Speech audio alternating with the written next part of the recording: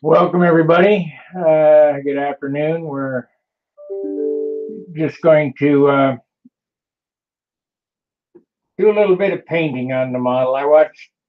There was a video or a thread on the forum that asked about windy tapes, and I just happened to watch some windy tapes, and I go, this model, it doesn't quite look complete.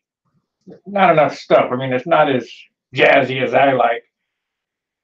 So this morning I made I thought since I use Shell gas, I thought I'd add a faux sponsorship decal.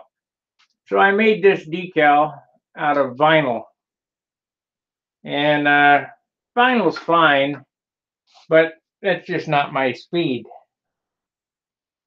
But at least I get to see what it looks like on the airplane before I paint it. We're going to paint that on. I'm also going to paint the Wicks logo on. Wendy was talking about Brodak dope, and while Brodak dope, we really got to thank John for bringing Brodak dope in. It's all made by Randolph, and I don't have anything bad to say about Brodak dope. I use it from time to time because they have some colors that Randolph doesn't have. I guess they mix it themselves, but you'll find that the Randolph dope goes a lot farther. You can paint with less paint with Randolph. So I dug out my Iwata airbrush. I'm going to be taking that back to Dayton with me. And I mixed up some yellow Randolph, some red, and some black. And we're going to do these as I see some people have joined in. This is a vinyl stencil or decal that I made, and I'm not going to use vinyl on my airplane, but I am going to paint that on, and I'm going to show you how I do it. So I have some low tack stencil material,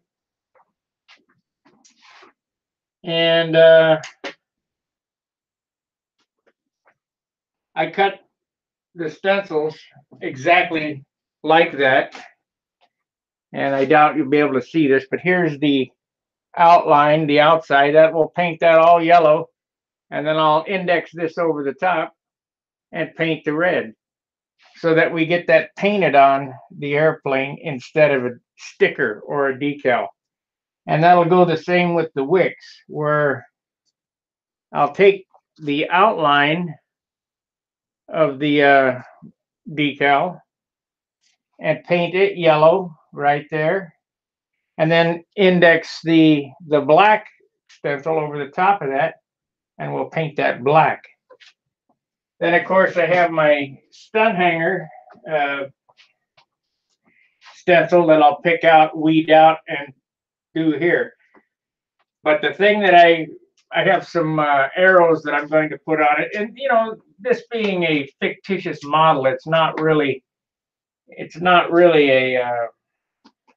a real airplane. I have the kind of the artistic latitude to do whatever I want, but I got some arrows that I'll put on to show where the canopy opens. But the neatest thing that I found in 2007, no, excuse me, 2006, when I built the Thunderbolt, I had Tank's Hanger cut all these miniature stencils. Now you can't really see them very good on here, but these letters are to scale, and they're stencils, and it was $150, $140 for the 3 sheets of these. And Tank's Hanger down in Texas did that, and unfortunately he's not doing that anymore. But they have different things here. It says battery location, engine starter, no push, oil, no step inspection, handhold, just some different things. And we're going to go around the airplane and kind of detail the airplane up with some no push and some flat, just whatever I decide that I'm going to do. So let me see if we got any chatters, because I don't have anybody in here, but we'll see if we have anybody on the chat box. I'll try to open that up and pay attention to it. Here, I got that shut off. That's good. And I'll pop out the chat. Pop out chat. And we'll close this down. All right, I can see the chat box. I don't like looking at that. I wish that you guys would come in and talk to me. I spent the other night talking to myself for an hour or so. And if you can, what is this airplane? This airplane is a takeoff on my Junar. It's not the same airplane, because this airplane has a PA-75 in it. Oh, and there's a twist too. I tracked down one of the original PA-75s from 2006 that I had in my Thunderbolt. These were all bought at the same time. Of course, another gentleman had bought this, but he had never used it. So I now have the next airplane started. This is a brand new unrun PA-75.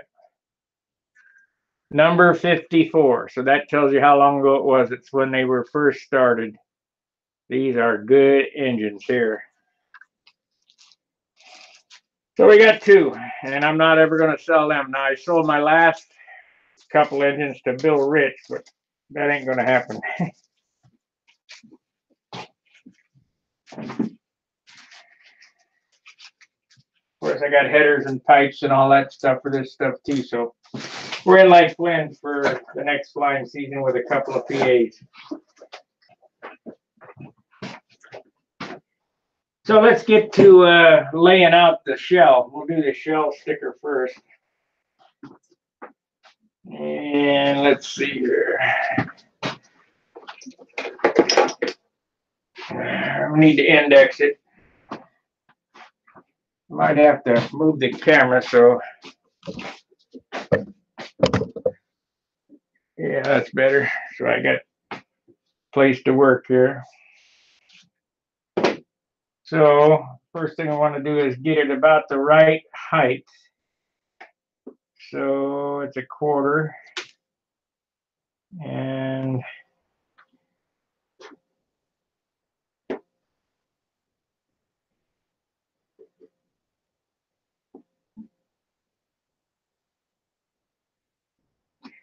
so I'm going to index it right there. I'll take a piece of tape. And if you watch any of Wendy's videos, he uses blue painter's tape, which I don't have, but this is some sticky tape here. So you kind of got to be careful. Put it on your shirt and get some of the stickum off. But we definitely want to index it. So I'm just going to eyeball it square and try to get it centered in the flap.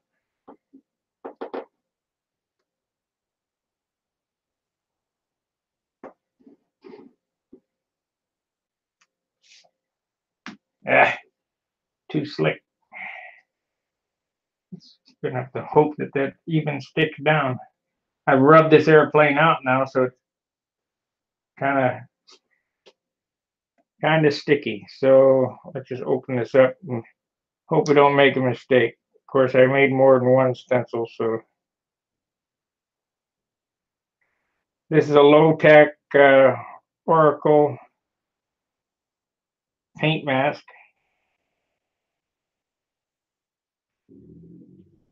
Come on.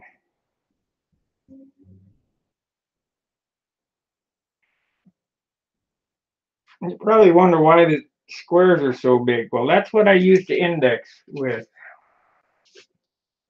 So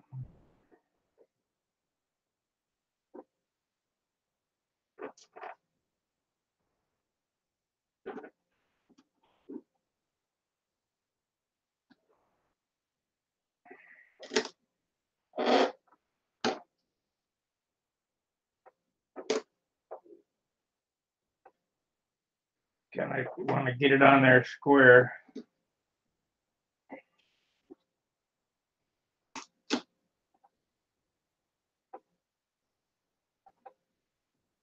I only got one shot, so sorry I'm taking so long. And that looks pretty square.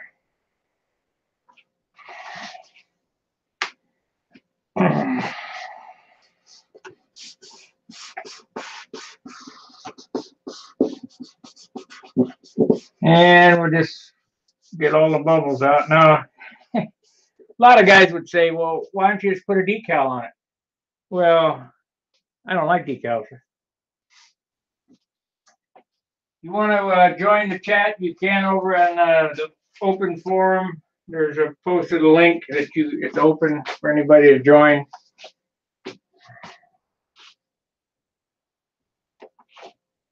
Hopefully Helmet Head will come in today when I can hammer him.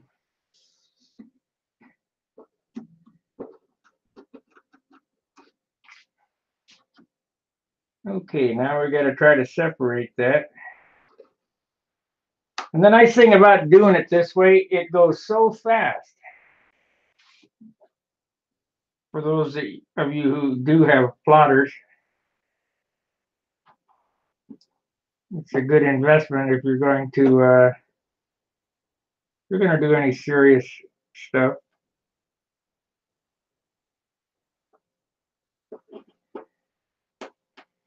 Boy, looking at those Windy tapes, Windy's sure a good finisher, but boy, he uses a lot of paint.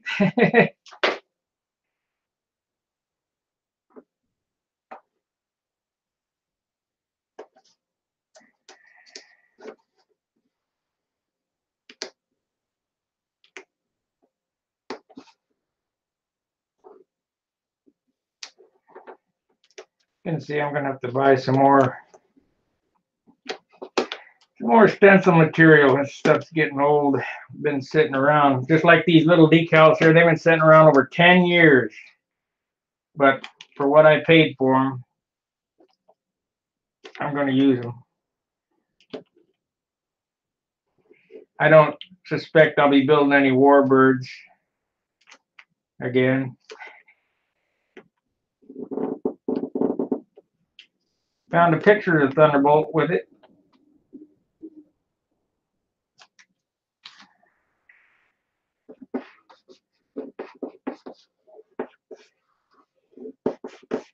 So there we have the shell.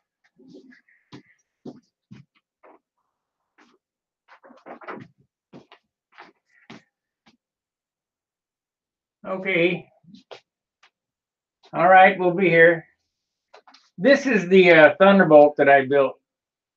And a lot of people ask, well, you know, so all this stuff decals? No, it's all paint. Everything on it is paint. The numbers, the rondelles, the lettering, my name up there, which I have another stencil I'll be putting on this. If you look right here, that's the AMA number that's just highlighted. It's kind of hidden there. I didn't like the looks of a big black AMA number on a bird that wasn't supposed to have it. And then, of course, my AMA number's on the rudder, and I probably could have just got away with that. But I wanted to make sure that in appearance judging, they knew whose airplane it was. So I put that on there. All the panel lines. This particular airplane even said how many rounds of ammo to put in the ammo bays. And I mean, I have all those decals again, and how many kills. We're not going to put any iron crosses on this airplane because it's not a warbird, but we're going to detail it out some just for the heck of it. So get some paper here.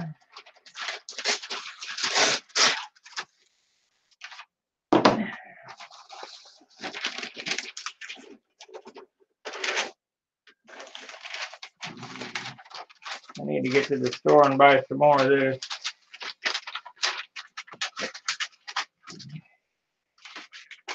So we will cut this out here, here, and here. This is the quick, easy way to mask.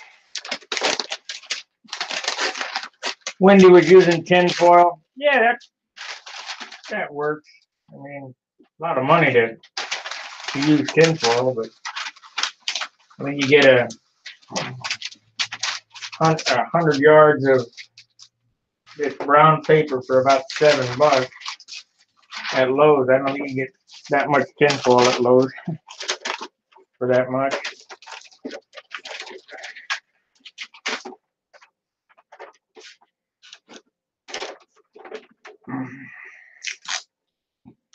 We're going to be using the airbrush, so it's kind of directional. I don't have to tape everything off. You can if you like, but you don't have to.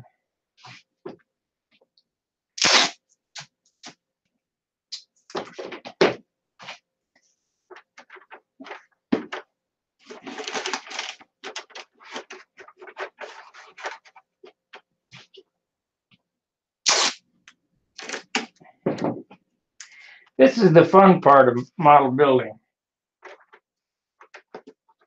All the rubbing and the sanding and all that, that's all work. This is kind of enjoyable to paint pilots and add detail.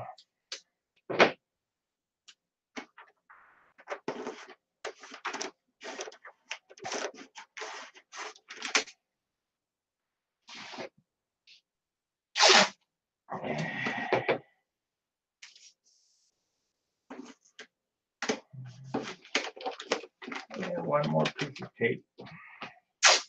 I had already filled up my little air compressor. We're not going to start the big one up because it just makes too much damn noise. I'm not going to paint, but just very little. Come on, stick up.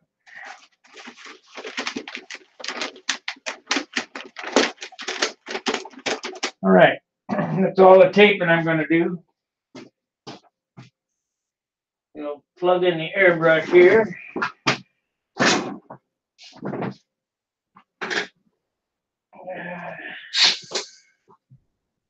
Turn this off so it doesn't make any noise. Don't need no stinking noise. What's going on here?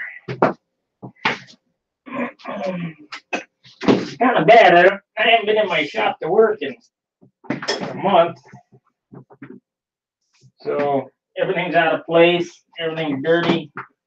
I don't feel like cleaning it up, so I just work around it. Anyway, mixed up some Cub Yellow. And we're going to paint that shell Cub Yellow.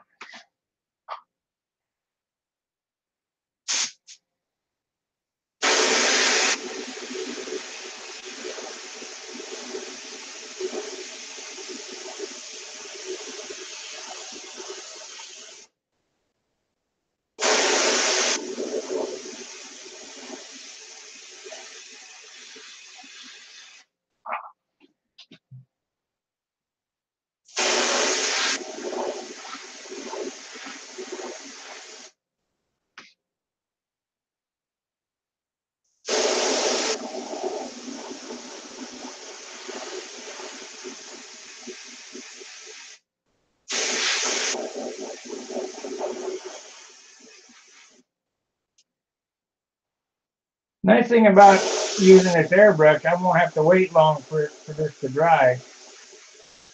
5 minutes, maybe.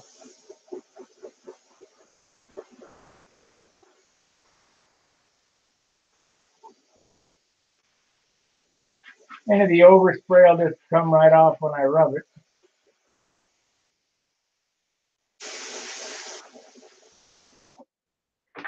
All right, that's good enough because not much yellow shows through it. I mean, the red will take your eye away from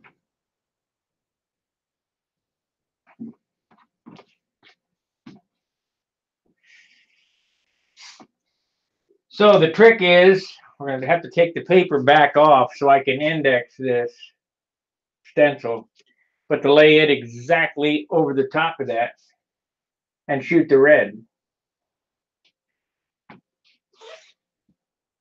Now, you got to have a lot of patience to pick these small decals out. You got to sit down. I have a magnifying glass and put on some high-powered glasses and pick all those little things out of there. Let's give it another coat.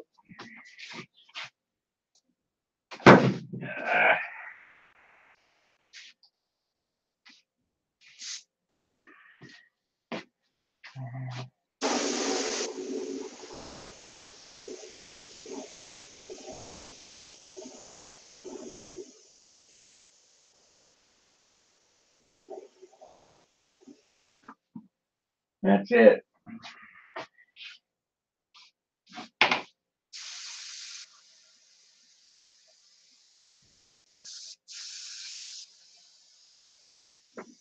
Get all the yellow out of the gun. I'm just blowing straight air over it to help it dry. That is the beauty about lacquers. That's what made them nice for custom painting.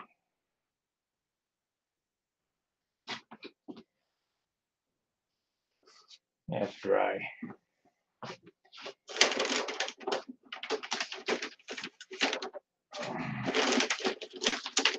Now we can't take the stencil off. We have to leave the stencil down. You got to be careful not to pick up the stencil.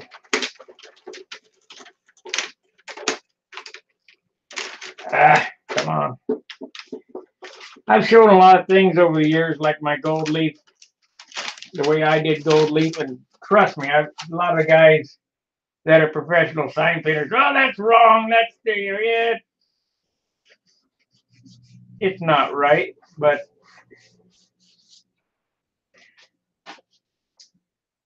it worked. So now we're going to paint the red on it. I will have to more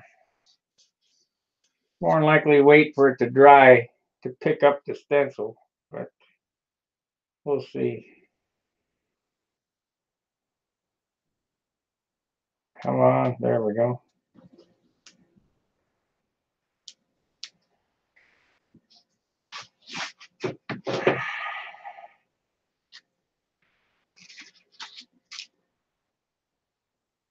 Well, that little trick that I watched from US Cutter helped. Put the stencil upside down and peel the back off from the top. That worked pretty good.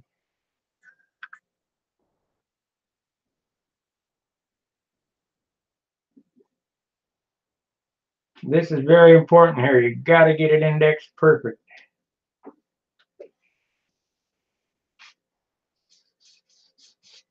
We'll let it dry for a second. It's indexed. It wasn't quite perfect. Probably a thousandths off. That could be a disaster.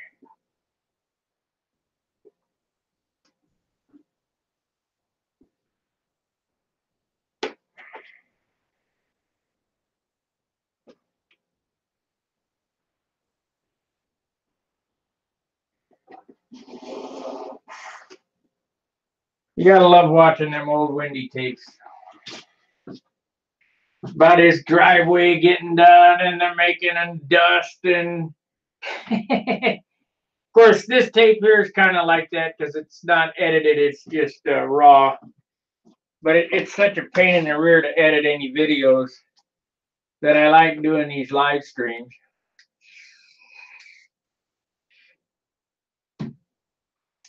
I sure miss this airplane.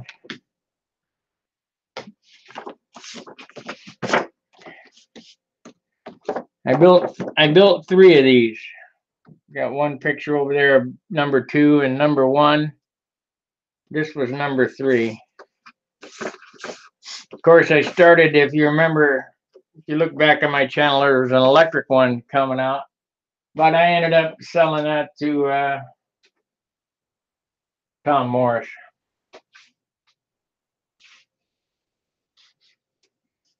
Got away from electric, back to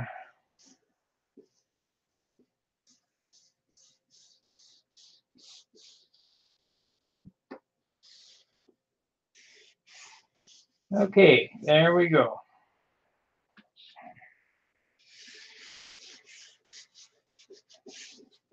Now, if everything works right, hopefully it won't pick up the yellow. You never know. If it does, I'll have to repaint it.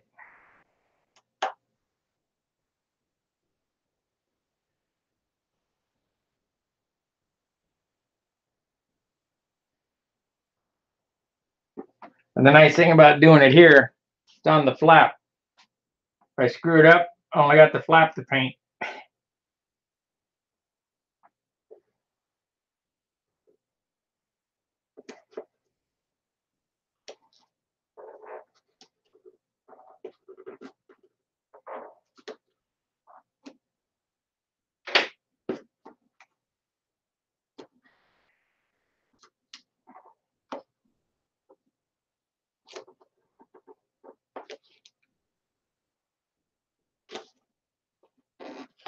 But all you guys with the decals, I don't use stinking decals. Well, I did. I used decals for the dice. I should have painted them on, airbrushed them on.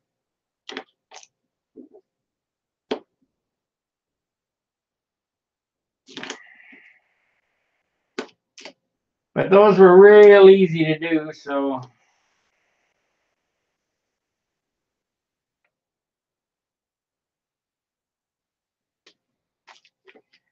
All right.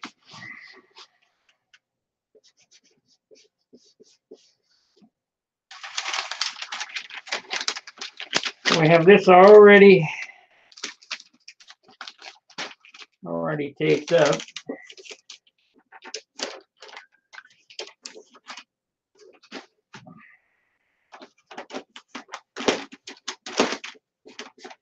What I normally do to see if the, like I was showing earlier, what I normally do, if it's a intricate stencil like this, I'll make one out of vinyl to make sure I can do it, make sure I'm going to like it on there. I don't know what happened to my vinyl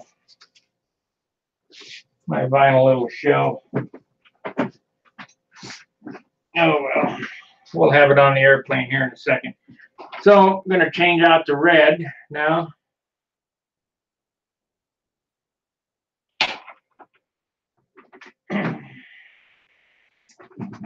The nice thing about this is you get to see it in real time, how long it takes. And I haven't been on here for, I don't know, 15 minutes or so, 20 minutes maybe. But we're already shooting the second color. So people say, you're full of BS, you can't do that. Well, I do it all the time.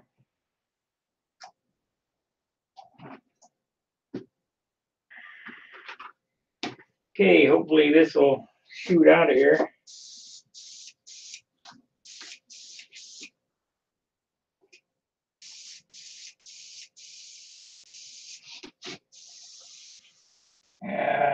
Something's wrong here.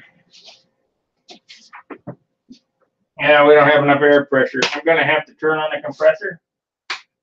Yeah, I got it unplugged. So I'm going to mute the microphone because it only takes a minute or so to build up, but it'll definitely blow you out.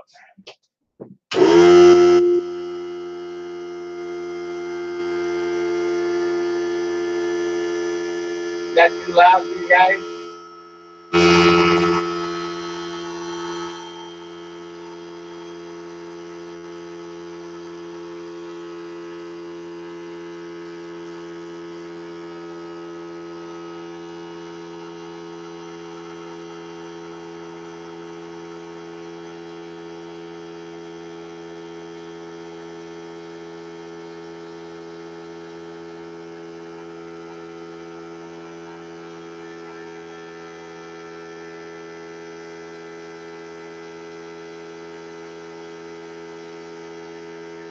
Okay, a little more thinner.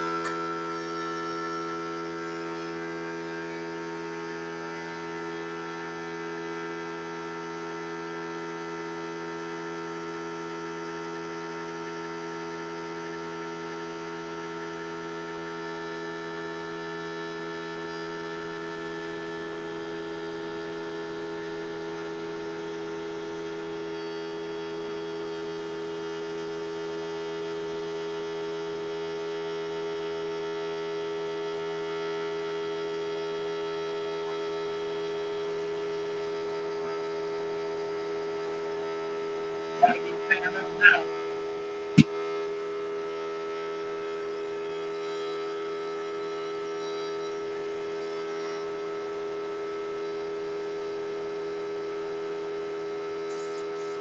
There we go. We got some stuff coming out now. I'm going to let this build up. And get the light. Okay, it'll only get a minute or so.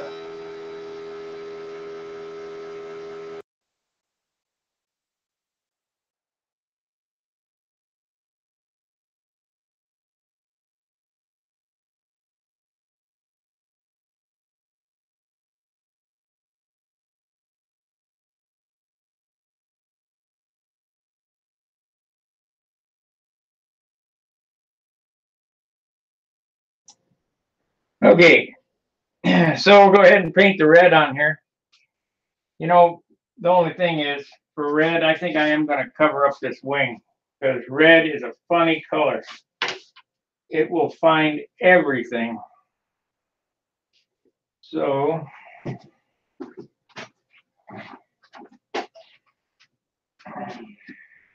don't want to be rubbing overspray off.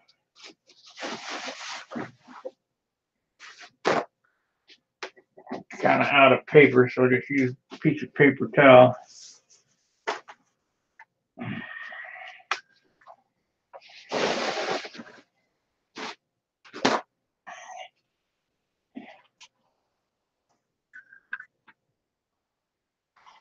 Okay.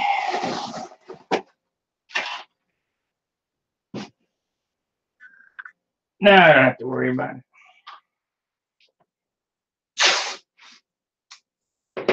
If you don't think red's funny, go ahead and try to shoot it one time and see if it don't.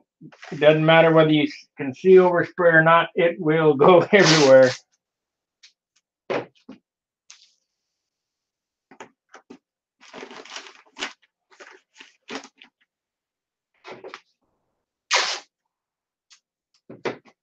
Okay, good enough.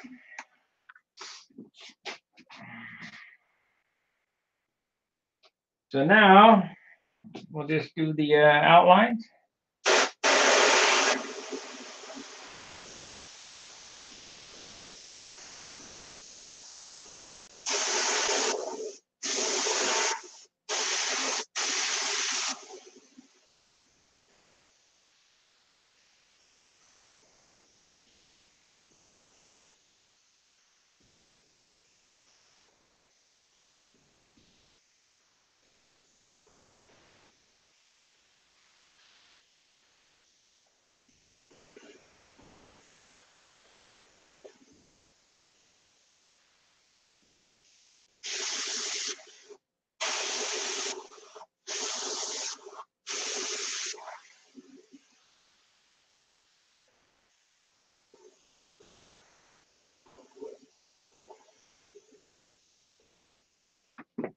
That's probably good enough.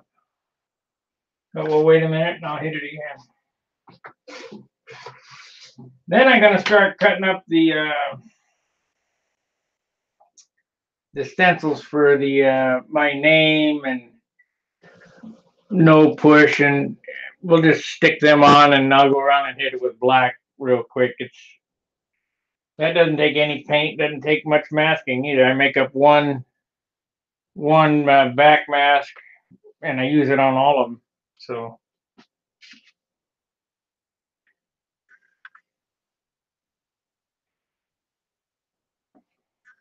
I hope that turns out nice.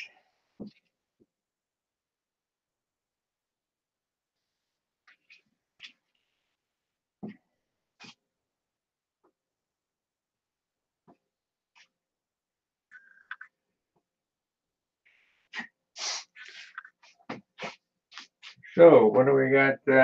What do we got here? San Diego. Hello from San Diego and Rusty Lingfelter. How's it going? If you go back to the beginning, you get to see what I painted on there. It's a small shell insignia. I lost my mock-up. I don't know what the heck happened to it.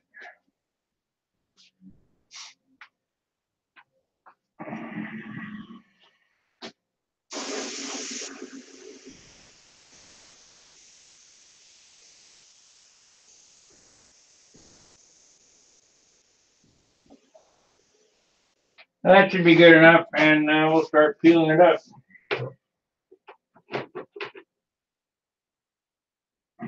Hopefully I indexed it right. Thank you, Rusty.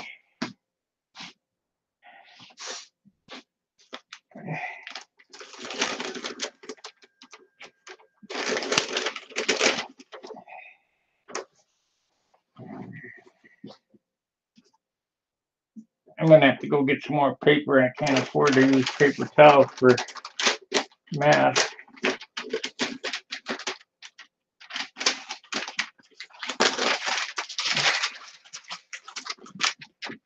Yeah. Let's see if it's ready. Not really. It's still a little wet. Give it a couple of minutes. If you guys got any questions, just ask, and I'll try to answer it the best I can.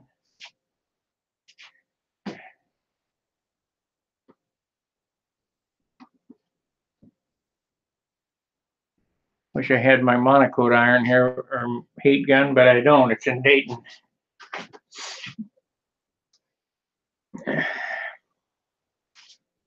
If you come on in the chat room, go to Stunt Hanger Open Forum, grab the link. Come on in. Helmet Head, if you're watching, why don't you come in and I'll slap you around.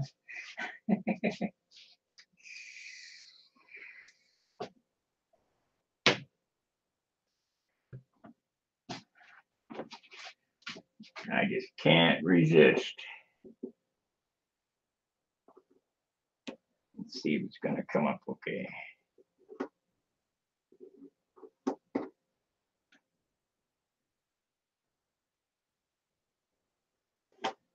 Yep, so far so good. The outside was easy. The inside is what's tough because you got to pick it up without picking the yellow up.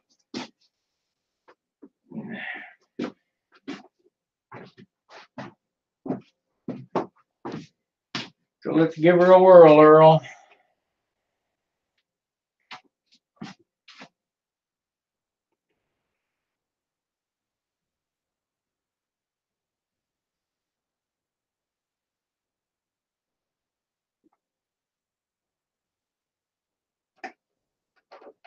Come on.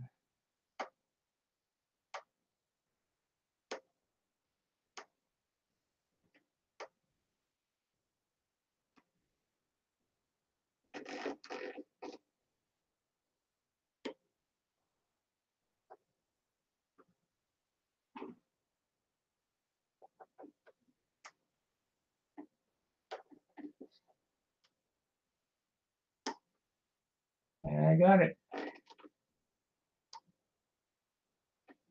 Come on.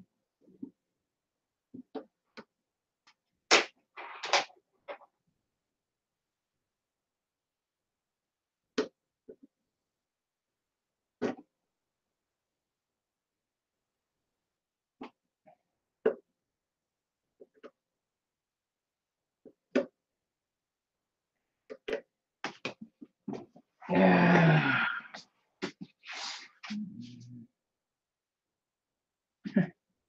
And that's how you get a shell logo or any other logos, STP.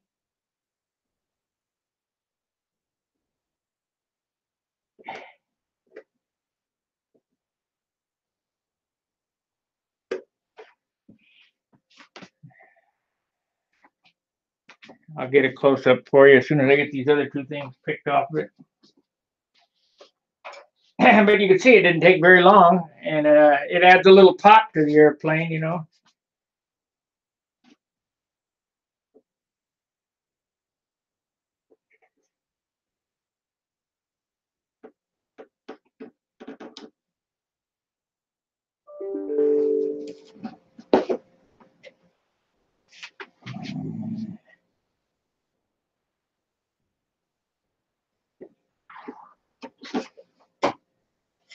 There we go. Let me give you a close up of what that looks like. Hopefully this will work.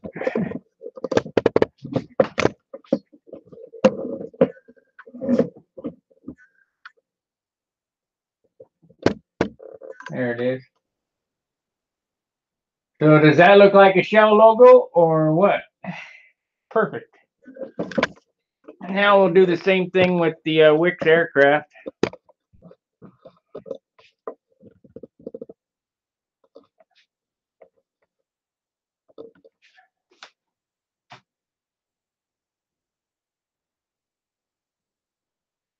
So out of 100 hours, how far are you away?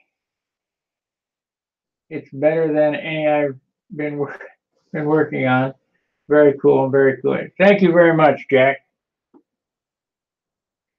This was my masterpiece. I love this airplane. That was my masterpiece. That was on the front row 3 years in a row.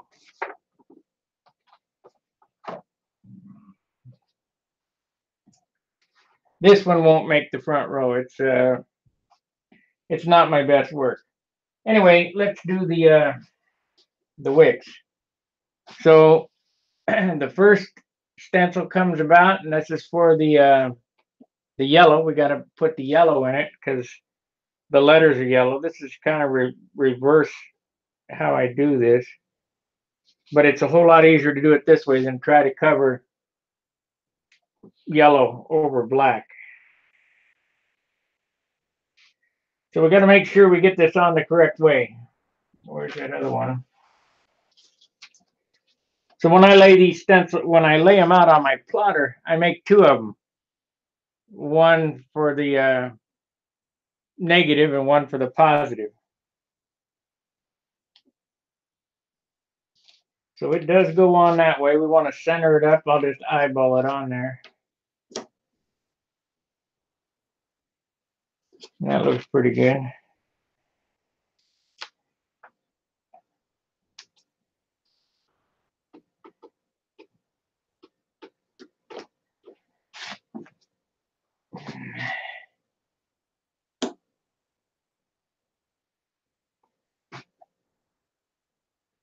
I make these little boxes around my decals. So like this line right here, I can eyeball it parallel with the trailing edge so that it looks right when it's sitting on the ground. It's not all crooked. And you can measure. We'll measure this one to see how close my eye is, but it'll be close.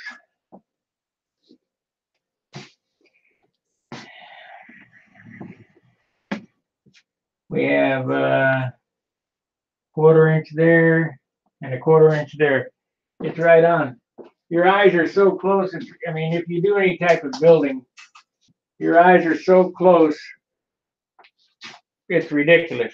We could measure this distance too to see how that is, and that'll probably be with 1/8 of an inch or so. We have 4 1/4 and 4, so it's a 1/4 inch off or 1/8 inch off. So we need to move it that way 1/8 of an inch.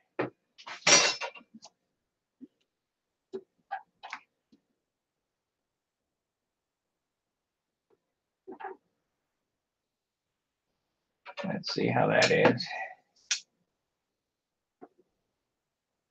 4 1/8, 4 1/8.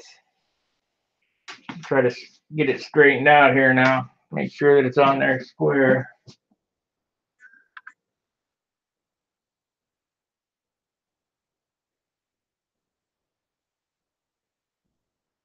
Ain't nothing worse than painting one of these things on crooked. So then you go, oh shit.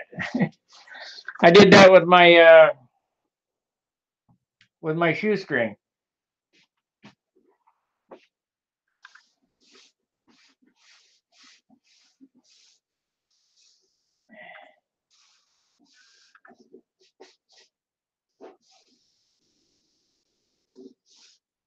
I gotta do this 4 times. I gotta do it on the bottom too. All I got's time, so.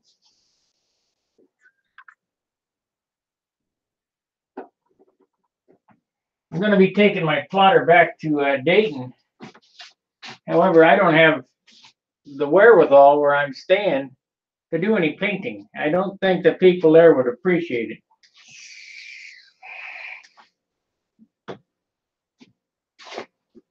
I probably would be out on my arse.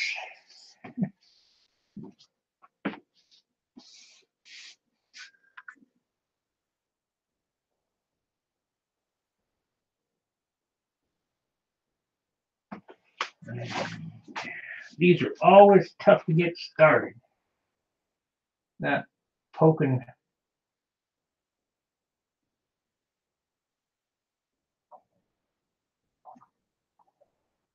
Come on.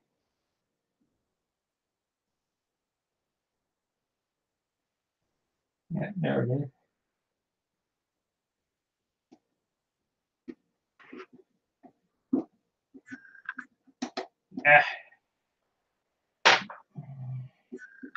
Because this is a low tack and not vinyl, the stencil will come up really easy.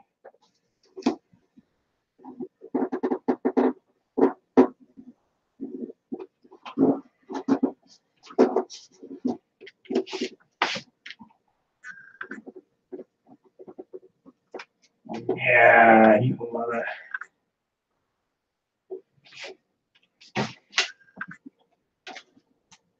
You gotta pull back the other way because these little fingers on here are so small, they just lift up. So you have to go around the corner here. We'll have to make any adjustments if it peels up.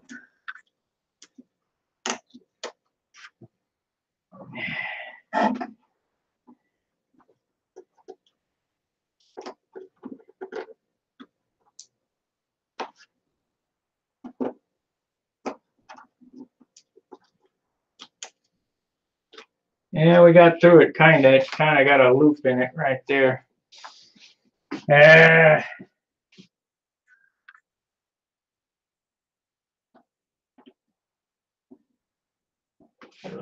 I'm sorry you're looking at my back, but I have to do it this way.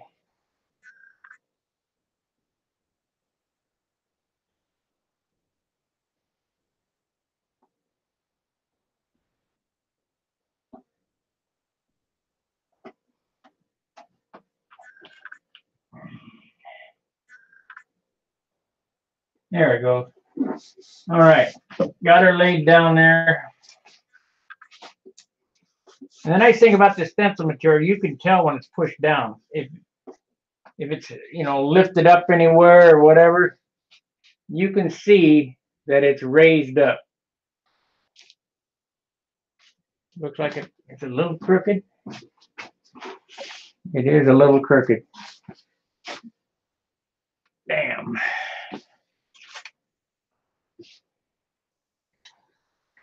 Damn, it's a little crooked, guys.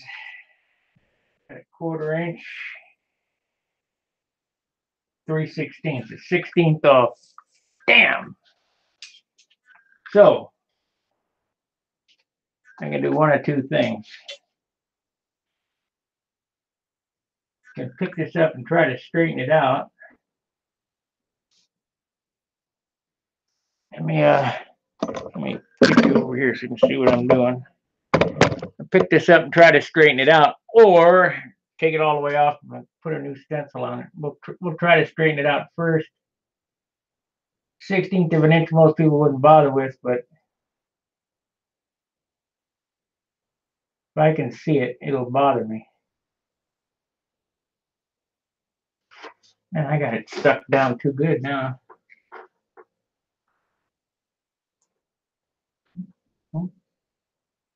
There it is. Okay.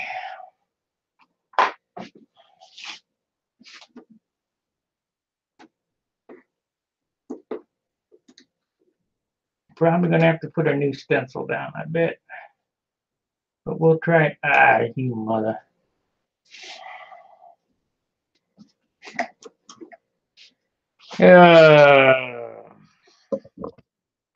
Okay, gotta stand this back here.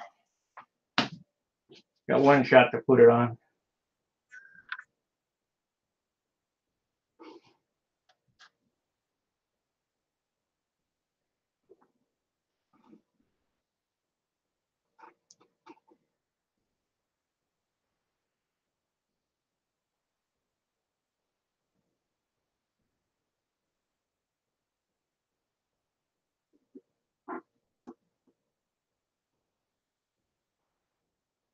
Nope.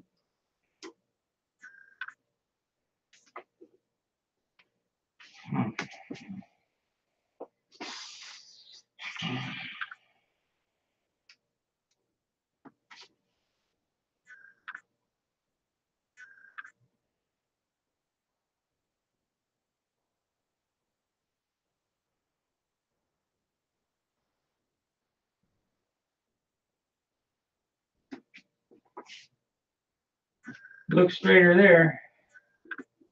I can get it to lay down right.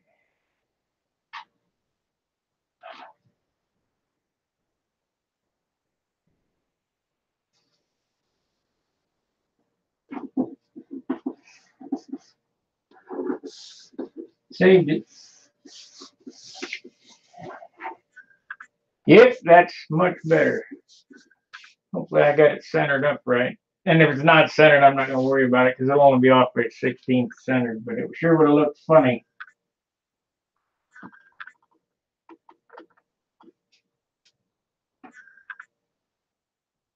Yeah, it's off a little bit. Not worry about it.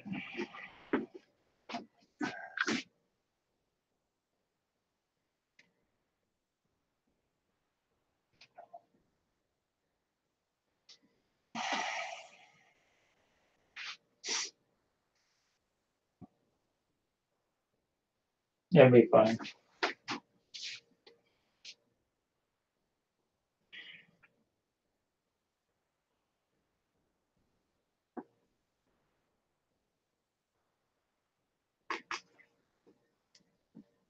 All right.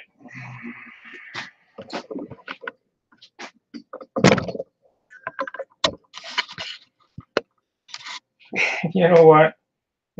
It may be fine, but I can't live with it. It's got to be perfect. It'll drive me nuts. So we got 3 1/4. It's got to go over. Got to go over that way 1/2 inch.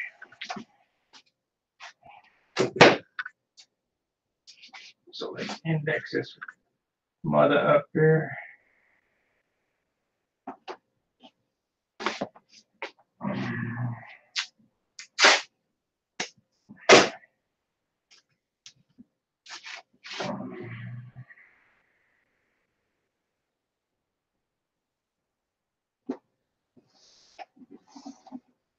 You guys are probably, what the heck is he doing? 1/2 inch would drive me fruit.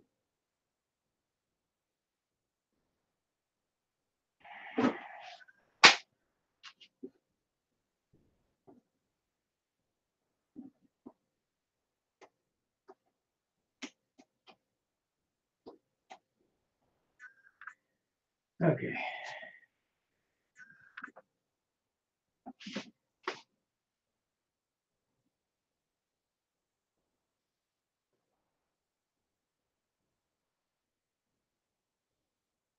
I'm sorry you're looking at my back, but I just got to get this on here right.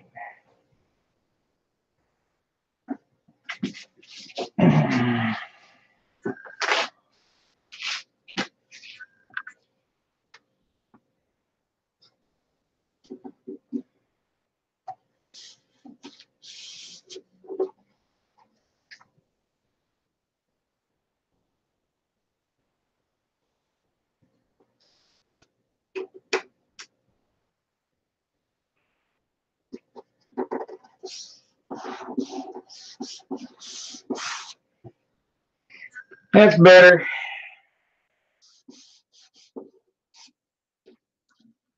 See how close it is now.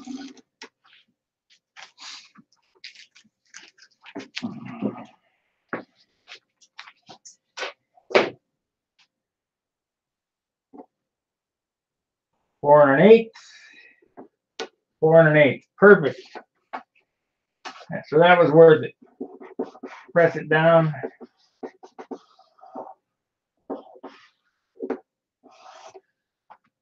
4 and an eighth and a 1/4 inch off the seam there from this line right here. So it's straight and it's centered. This one here didn't need to be centered because it's going to get some no push little things out there and get some no push over here and maybe a canopy release or something. I don't know.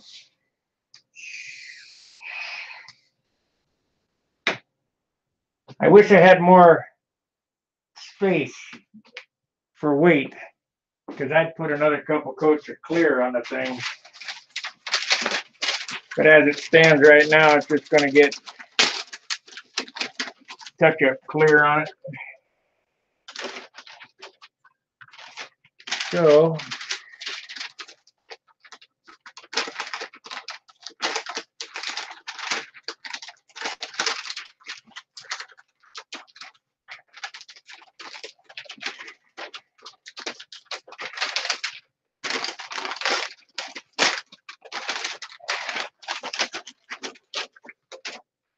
still not enough.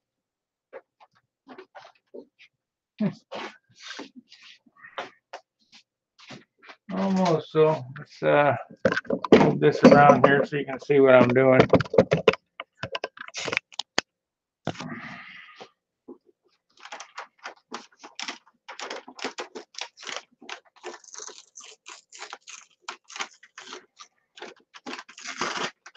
Wish I had a cameraman helper, but I don't. One-man show.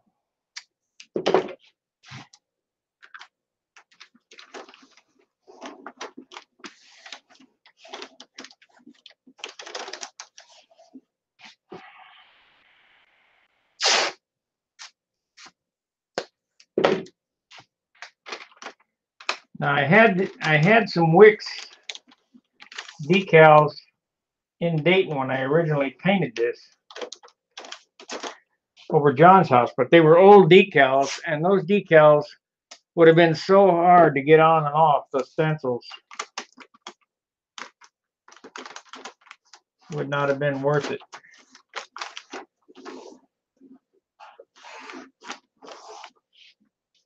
So there's that. Let's get the yellow and we'll start spraying yellow.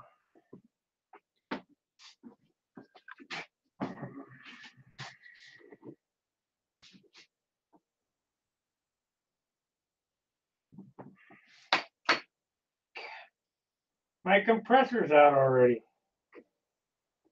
I gotta run the compressor again, guys. Empty.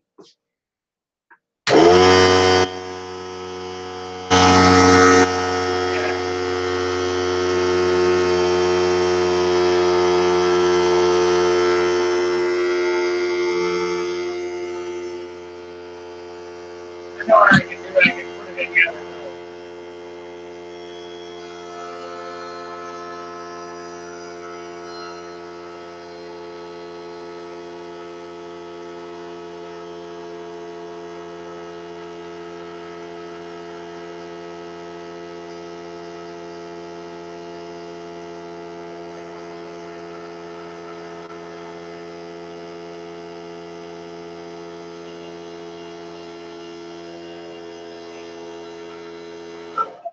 I'll put this in the other room so it's not quite so loud.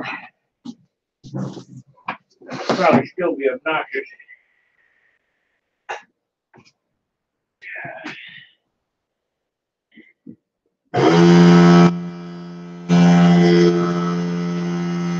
Hopefully that's a little better.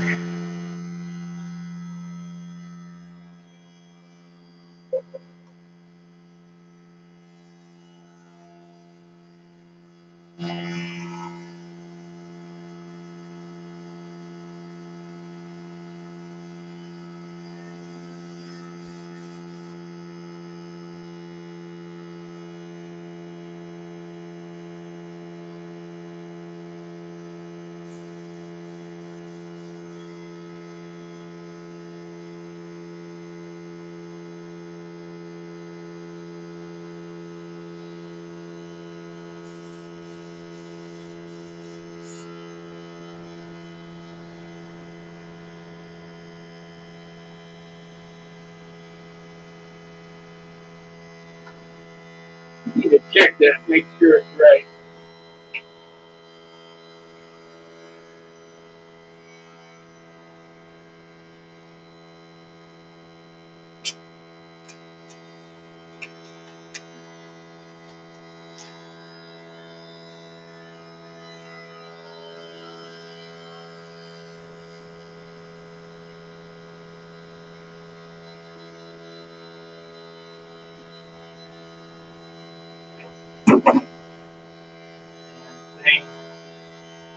Yeah.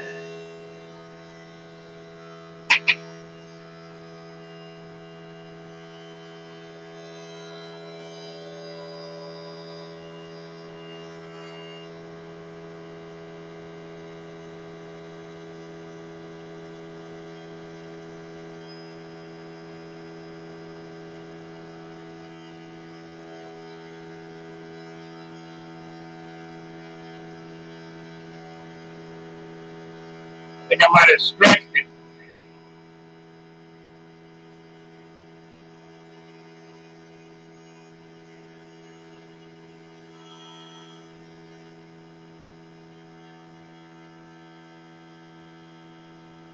Nope, close enough.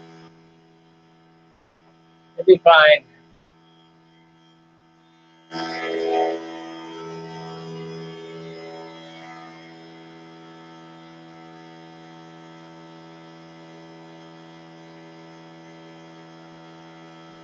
We have a body, or we had a body shop 1 street away 10 years ago, but Mark, he kind of sold out. I don't even know if he's still alive. He always used to say that to me. He'll be fine, don't worry.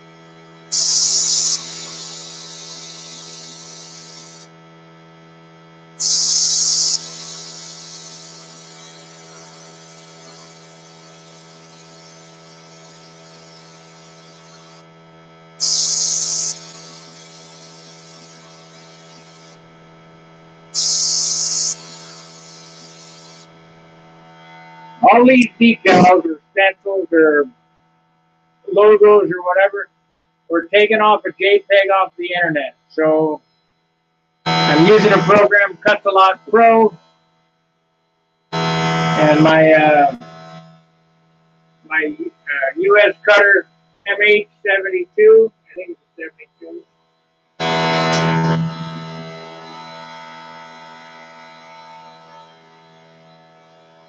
871. Kind of the hobby setup. I did an unboxing of it when I got it.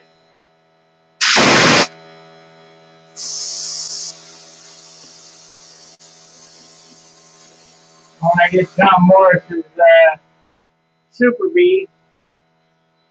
I got that stencil off the internet. Okay, so we got that cleared out. Yeah.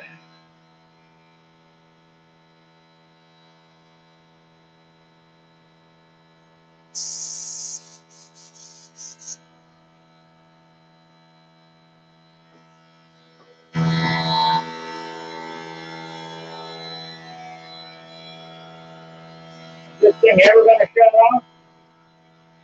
I think I got a leak in it or something.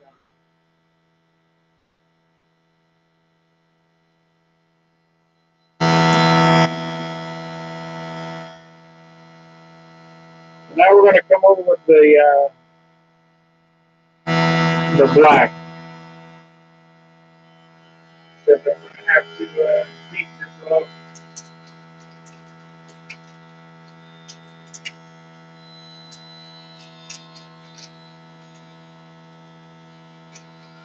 This one here, because I don't know whether I stretched that or not, I don't want to double ghost it, so I'm going to pull off this. I'm going to leave the letters, but I'm just going to leave this piece on. I'm not going to do like I did with the shell because I knew I didn't disturb that at all. But with this coming on and off so many times,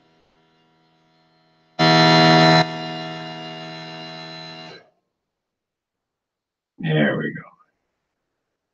With this coming on and off so many times, I don't know how that works out. And it doesn't look like it's stretched.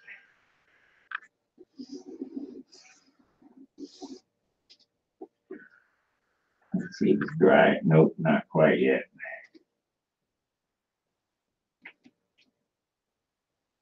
I mean, I can do them pretty fast, but you don't want to go over wet paint.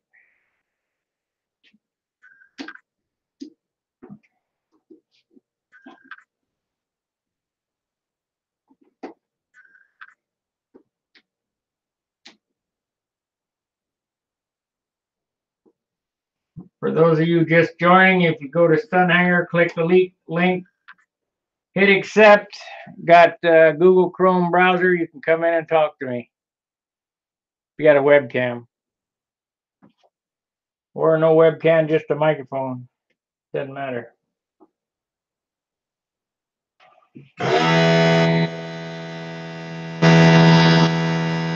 Well, we're going to hit this with black. I'll shut the compressor off. We'll lay out the no push in the Stunt Hanger. I'll show you how I weed that out.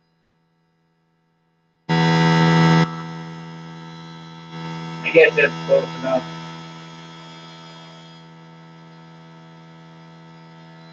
So as I said, I'm going to take this up.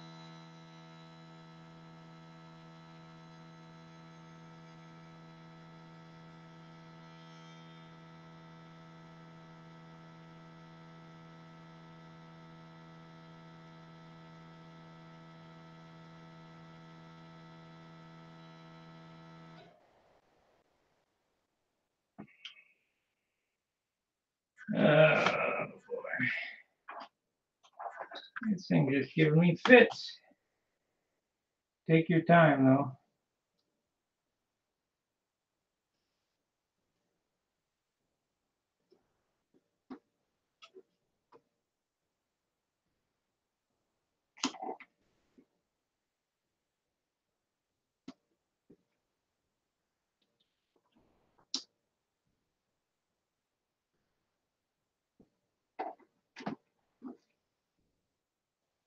We got lovely weather going on here. It's raining, so there ain't no flying going on, that's for sure.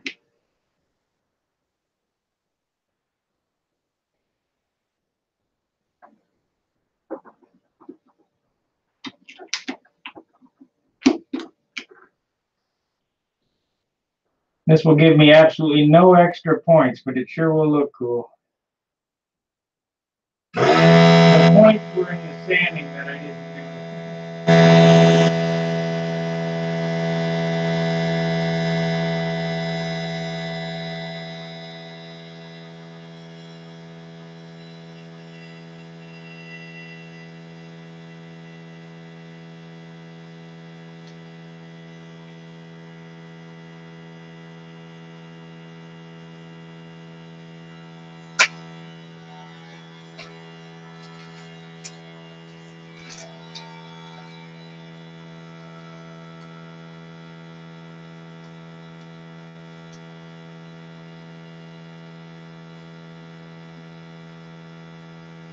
It's almost sickening how fast it goes, isn't it?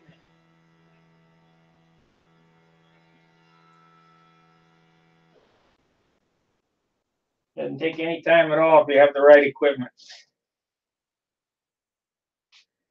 Blow this out. Wonder if I can move that compressor a little farther away. Okay, I think I got the black mixed up good enough. We hope.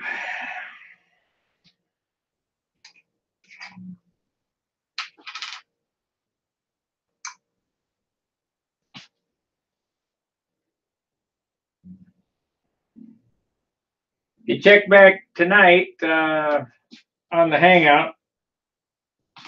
I'll probably be working on it then too. Okay, we got a good amount of black coming out. check it out. Yep.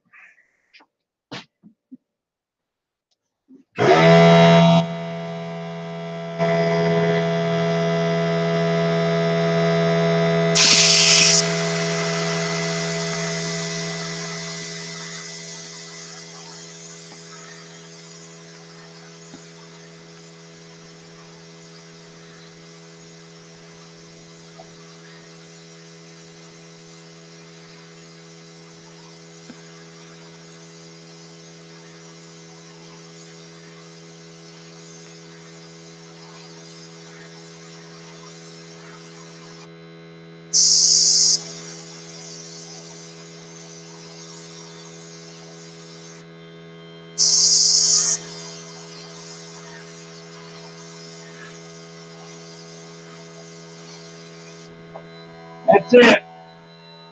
Go ahead and shut the compressor off. I don't have to yell.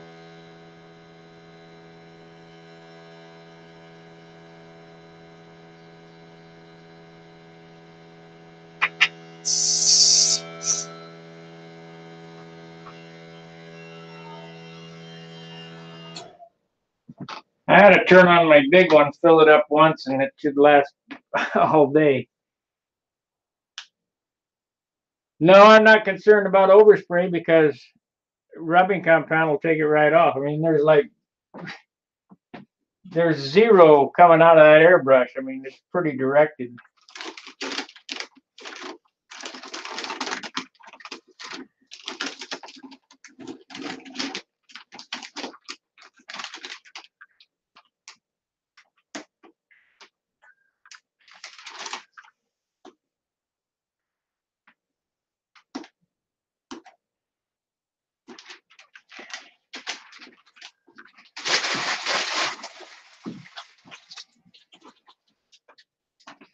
Now it's a matter of waiting a minute and going back and picking those letters out.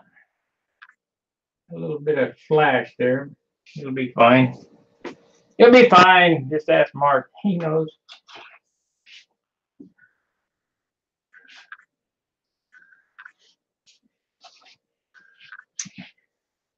I suppose that I probably could get an extra point or two if I didn't do it as fast as I do or whatever. I mean, you could, I mean, you could take forever, you know. There's a little spot on this wing right here. I can't, oh, it's right there.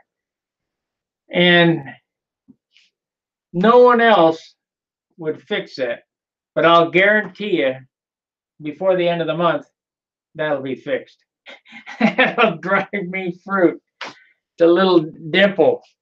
There's a little spot on the nose.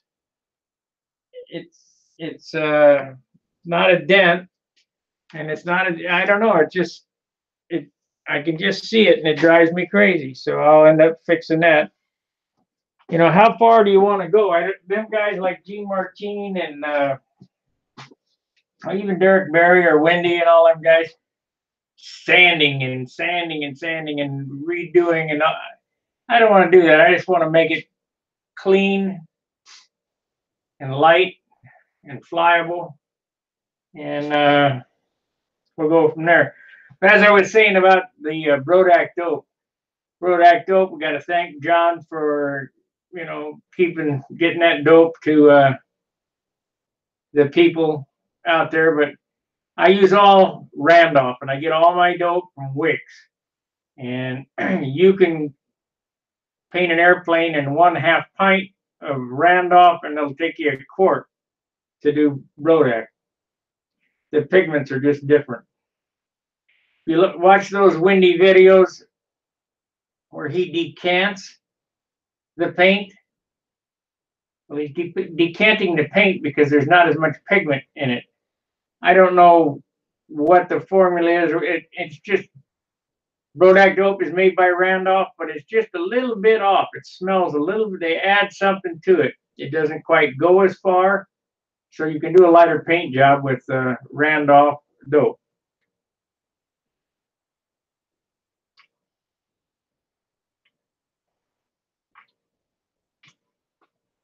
Okay, that should be dry enough for me to pick those out of there. So let's see what it looks like. If I made a mistake, it's too late now.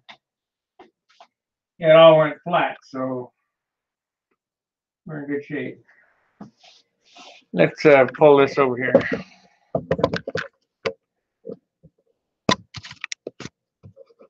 I don't have any way to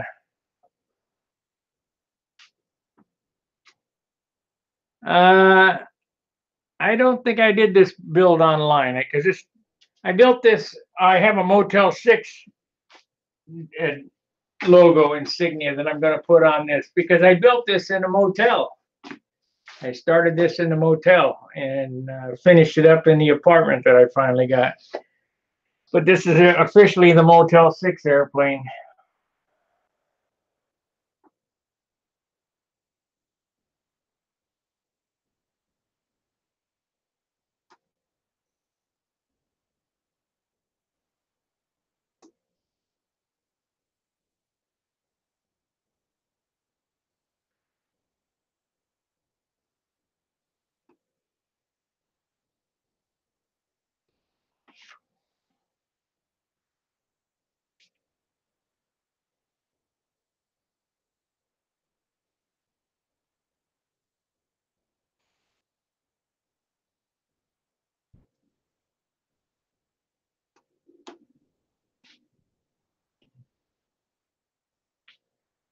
I don't like letting my stencils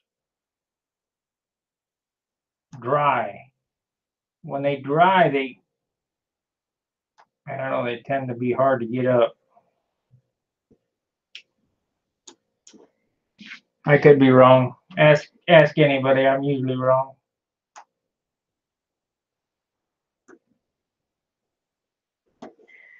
But you can't argue with results.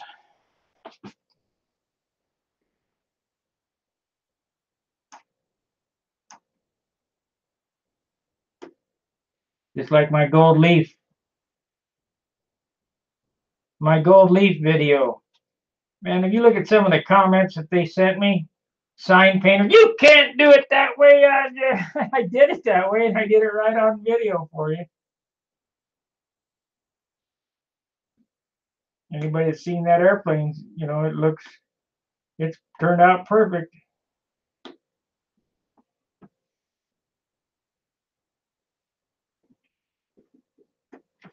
There we go. Wicks in a shell. Yes, I made all the graphics, Keith.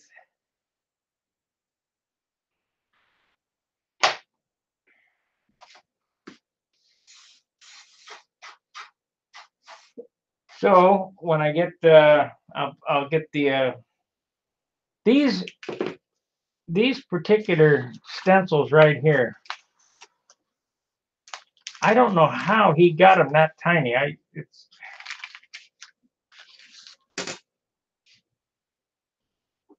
kind of unbelievable how tiny they are. These little stencils right here are 1/32 of an inch high, and you can read the damn things. So let's put my name on it. We'll do that. These are 150 bucks. I'm going to get something out of them. I will probably save these decals too. There we go. How's it going, Gerald? All right, good. A little bit of feedback there. I've turned everything off, I think. Not sure. That's better. And off, but I thought I'd stop in and I didn't want to distract you while you're pulling off your little mask, so I thought that's a critical time. You know, it's looking really good. We got kind of I admire your perseverance, taking it off and putting it back until you get it right. I'm a rough as guts sort of little knuckles sort. And we got a bad connection there, Gerald. I can't understand you. Oh, I'll go and grab my other mic and I'll plug it in. It's just in the kitchen. I'll come back. Okay.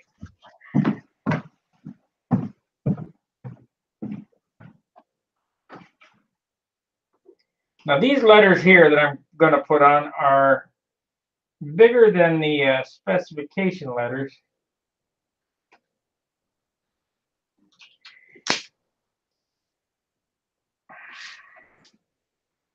These are, I don't know, 1/8 inch tall, if that, 1/8 maybe. But, let's see how that looks right there.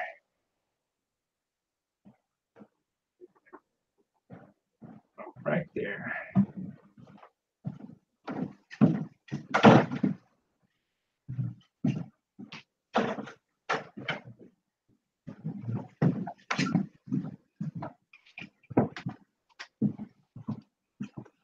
What time is it there now? Here, the kids are just off to school and it's a little before 9 o'clock. So I just noticed you had a live stream on. I'm supposed to go outside and do a whole lot of job. But I thought I could come in for a little bit anyway and say hello. And I watched your video on the polishing, and it was interesting. It's just because of the time frame here, it's hard to. Oh no, is that any better? Yep. Okay, that's great. It's looking good. It's looking terrific, your model. Well, it's coming.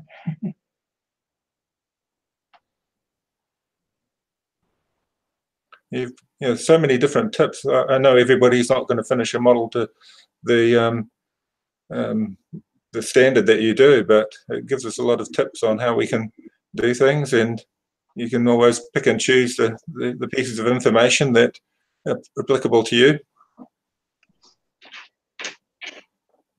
Yeah, I probably go a little farther than most, but not as far as some. No, well, there are those exceptions, those people that really take it to the nth degree, and I admire them.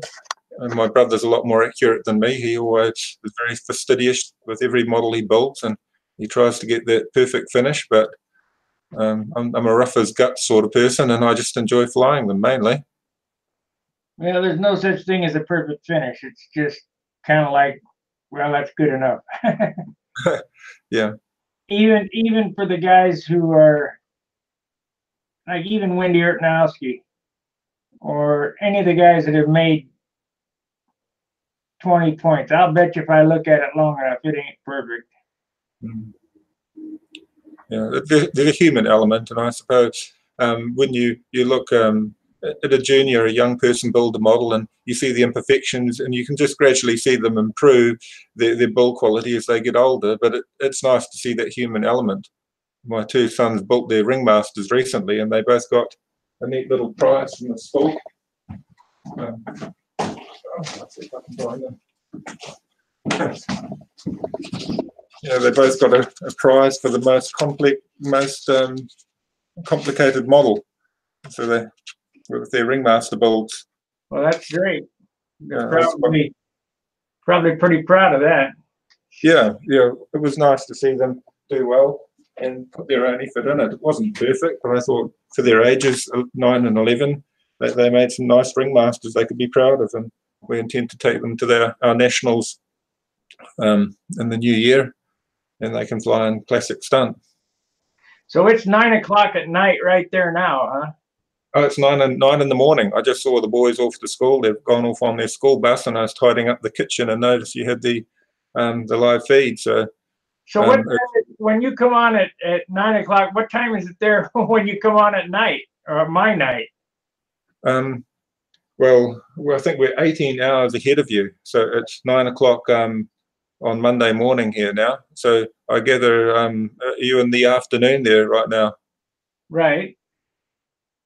So yeah, we're 18 hours ahead on our Monday. So you're probably what are you? You're probably about I'll see if I can work this out. Or 2 o'clock. 2 o'clock. Oh yeah, so it's 12 o'clock roughly Pacific time as well. Looking at my. So when it's 10:30 my time or 10 o'clock my time, you're just getting up or what? I don't understand it. 10:30 in the evening would equate to like 5 o'clock in our evening, or a little bit earlier actually, because of the daylight saving. That always confuses things. We've gone to daylight saving now, so we're probably, instead of 18 hours ahead, we're probably 19 hours ahead. We're in daylight savings time too, unfortunately. Oh, so you'll lose that, I presume, quite soon as you go into the winter months. No, we just turned the clocks back. Yeah. I mean, you'll lose your daylight saving soon. Anyway, when you turn the clocks back. Yeah, we just did this week. Oh, that means Stunt Hang will start at a different time for me today. Do all 50 states move their daylight saving or move their clocks back and forward at the same time, or does it vary between states? They all move them back at the same time. Oh, that's good. I wish they'd put it on one and leave it alone. Yeah, I know the farmers in particular don't like daylight saving. They just wish it was the same all year round. I can understand that. I think that the powers that be here figure that they can save electricity if they juggle it around. I think they're high. So tell me, Sparky, what sort of motorbike did you have? I imagine it was an FLH.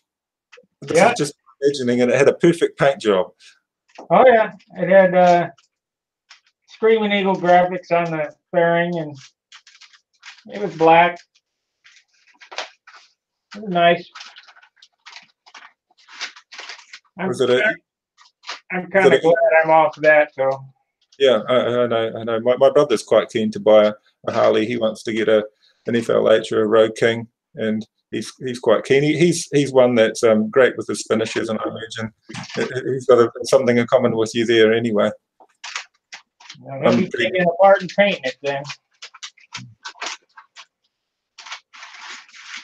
Was yours an Evo engine one, or a shovel head, or Yeah, I had them all. You know, I worked for Harley Davidson.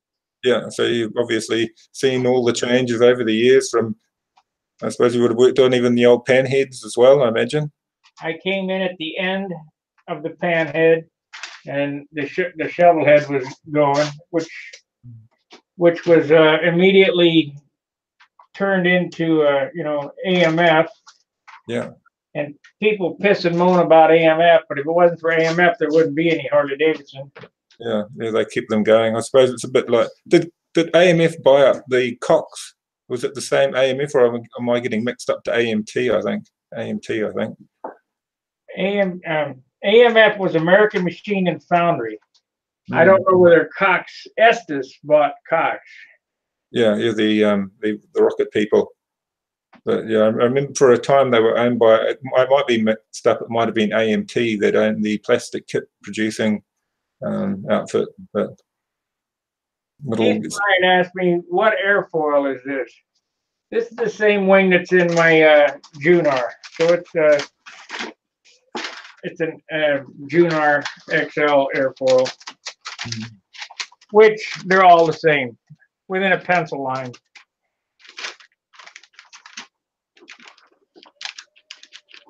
I don't think it makes a hill of beans.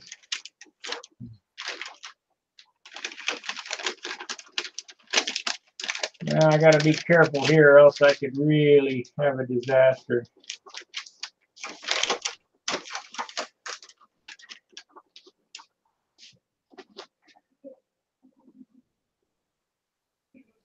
I don't know what happened. I guess Gerald dropped out. Oh no, I'm here. I don't want to distract you while you're doing a critical step. Oh. Yeah, this could be a real disaster right here. Okay, I'll keep quiet for a few minutes.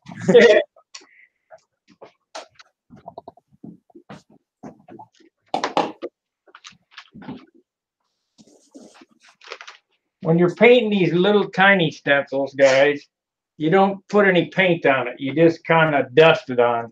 Otherwise, they'll bleed through.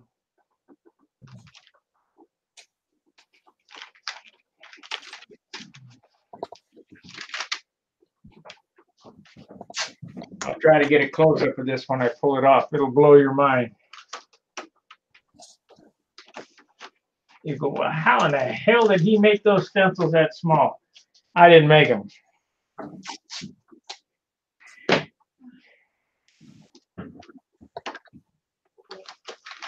Okay. We got it. I'm on air. Okay. Now my compressor's probably dead, so I have to fire that back up again. Yep. I think I'm gonna fire the big one up. So I'm gonna mute the mic. Yep. You talk to him, Gerald, for a second, and I'll be back when this compressor's full. That way I don't have to keep messing around. Yeah. Okay then. Be back in a second. Yep.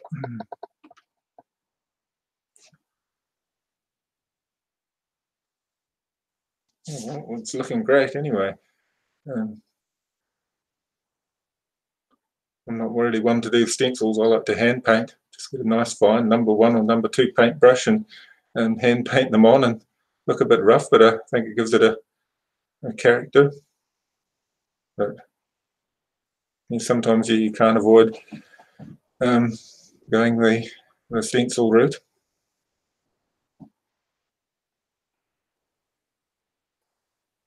Because at least with all the electronic technology we've got now, we can change the scale of our stencils and decals and alter them and create something. When you blow up a plan, you can blow up the markings or details that you want to go with it.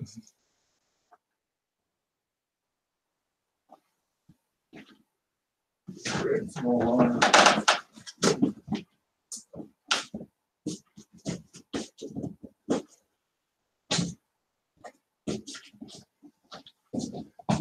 I'm juicing limes today, so that way of doing something useful inside before I go out and do some work outside.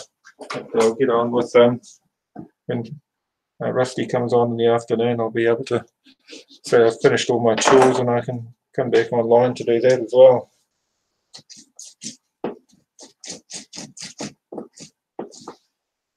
It's great having so much information on Stunt Hanger, being able to use all that knowledge.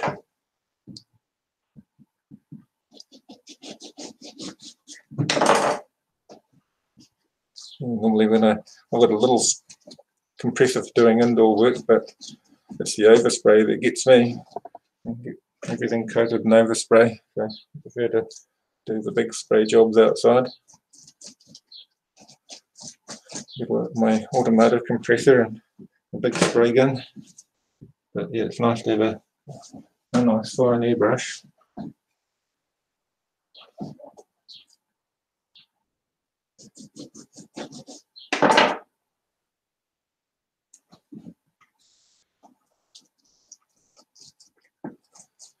The old shop dust, I suppose it's always a problem. Bolster dust, always worried about covering up the venturis of all the motors. So I don't get a dousing of overspray and bolster dust building up in them. I suppose that's where the electric's got a big advantage. I'm not worried about ingesting your own shop build dust and grime.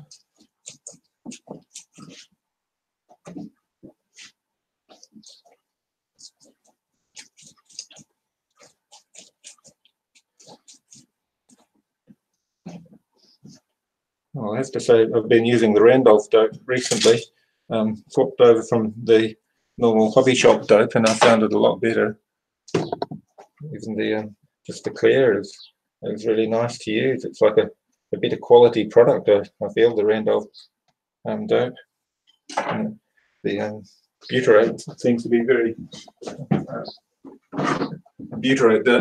very fuel proof compared to the old nitrates that I've used in the past.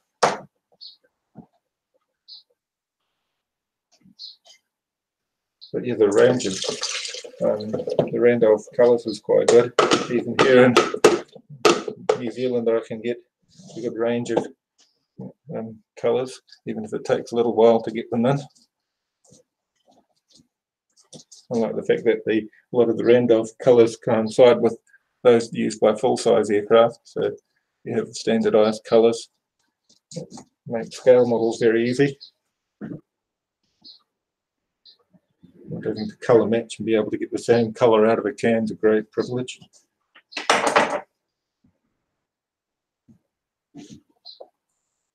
Only thing you miss is the nice metallics, that's all. That's where automotive paints offer their great range of metallics. Where I've made my All right. Oh yep, all the compressor work pumped up now.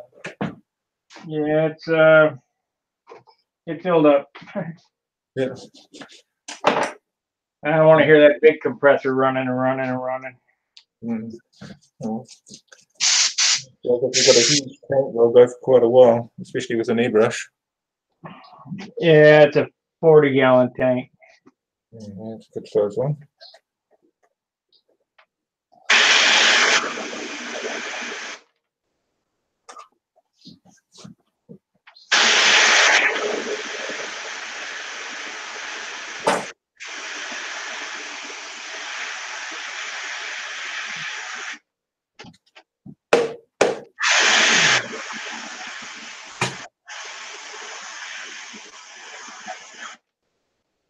That's it on that. Hopefully it'll get, it's been 11 years since I picked them off. I hope the heck they come off easy. How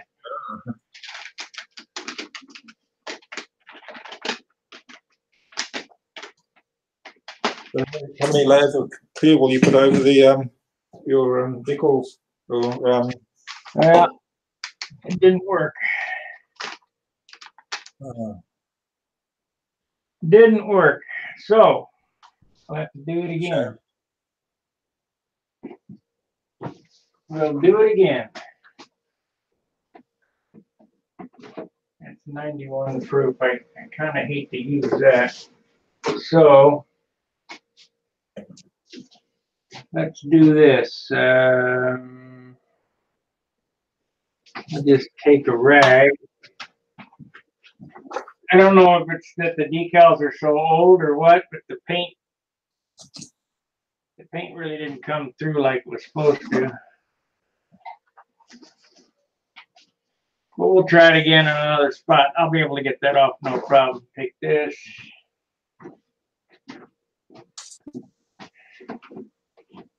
And a little rubbing compound.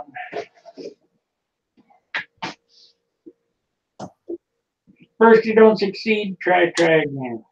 yeah. There was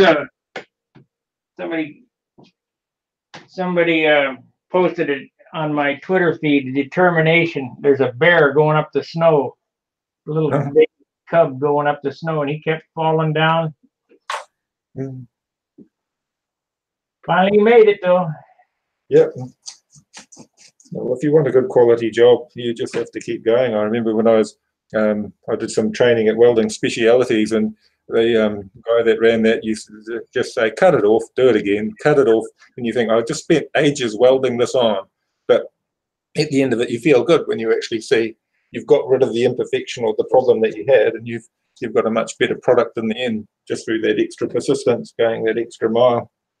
Is that what you do for a living, welding? I did a lot of that in the past, but I did a lot of restoration work. But before that, I actually worked for the government. I had a job as a property rights analyst. So you didn't do anything? So the property rights analyst job was a legal related job. And then when they closed down our Auckland branch of Land Information New Zealand, they said, you want to retrain? And I said, well, I like restoring vehicles. I'll retrain as a welder, specialist welder doing restoration work. And I did a lot of work for the Museum of Transport and Technology, restoring their military vehicles. And then since the boys were born, and they got bigger, I ended up having to be around home more for them. And so I just restore vehicles at home mainly now. Nope, I'm not gonna be using that under there. I'll end up screwing that up. So, I'm just too old. Is it not sticking down, or is it oh, they're sticking down. They're just not opened up all the way. yeah. I'll try some no pushes and see how those work out. But without, I guess maybe I could try one more time. Like I did with the Wicks. I took it on and put it off, took it on and put it off. 8 viewers. What the hell happened to my X-Acto knife?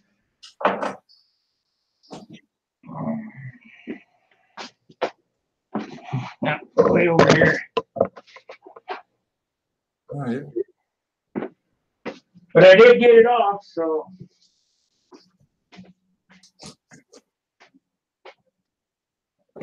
We'll try one more time. But I have to put the stencil down first. I can't.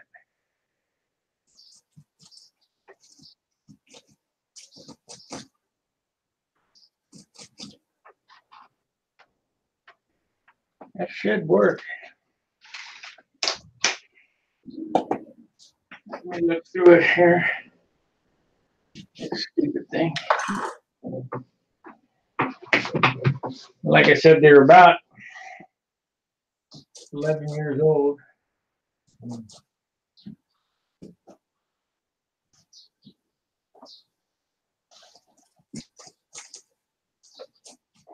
How long do you find the dope keeps for? I know on the tins it says use it up within like 2 or 3 years of purchasing it or opening it. The Do you what? find on the Randolph dope it actually has they say it only lasts so many years? I haven't found that personally. No, I got a gallon of dope that's 20 years old and it's still good. Yeah, yeah. Maybe it's just their own protection on the can. They're trying to say to people not just leave it sitting around. I suppose the problem you might get is just rust forming in the tin bags. Well, it works for our purposes. It may not work for, maybe out of spec for airplanes. Yeah, yeah. I suppose it's like a lot of the stuff with airplanes perish in the high UV they've got when they're in the sunlight the whole time if they're parked outside. I don't imagine a lot of it would last terribly long. When I was in the Navy, they used to, I'm not going to be able to use these. When I was in the Navy, they used to take their snap-on wrenches and not throw them out, but take them in and they got rid of them. It's unreal. Yeah. What was the reasoning there? Just So in service hours, they have to use new ones. Yeah. I don't imagine that would happen in the New Zealand Navy. Yeah. No push. Where's no push? Must be on the other sheet.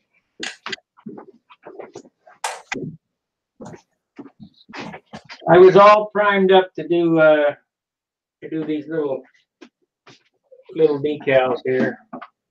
It don't look like it's going to happen. At least you got your Wicks one down. That looks good. Oh, yeah, well, I made those. I knew they'd be over.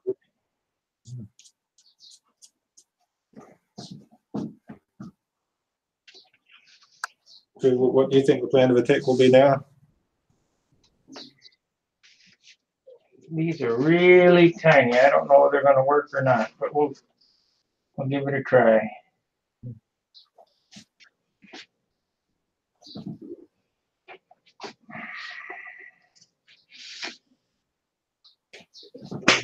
No push. Super tiny. I remember them on the little plastic bottles I used to make. No step, no push. Well, this little lettering, I'll bet it ain't 32nd of an inch high. You've obviously got good eyes. It worked good on the Thunderbolt. but they were new decals then. So let's see how that works. I'm not gonna, if it don't work, I'll get it off. You know what, I better get it away from that.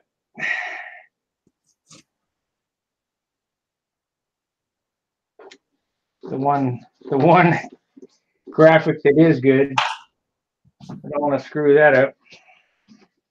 I'm out of paper, so I'm going to use the trusty epoxy mixing equipment, flying models or model aviation, which are absolutely useless.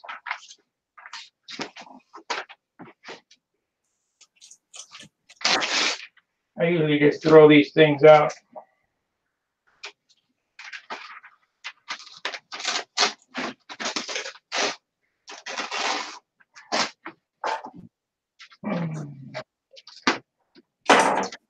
But Bob Hunt said something that made a lot of sense.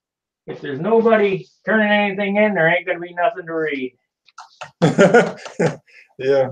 Well, I have to do the newsletter for our club, the Auckland Free Flight Club, and we're mainly control line, but we're still called the Auckland Free Flight Club. And trying to put together a newsletter, let alone a magazine, is so hard. Trying to find material that'll interest people.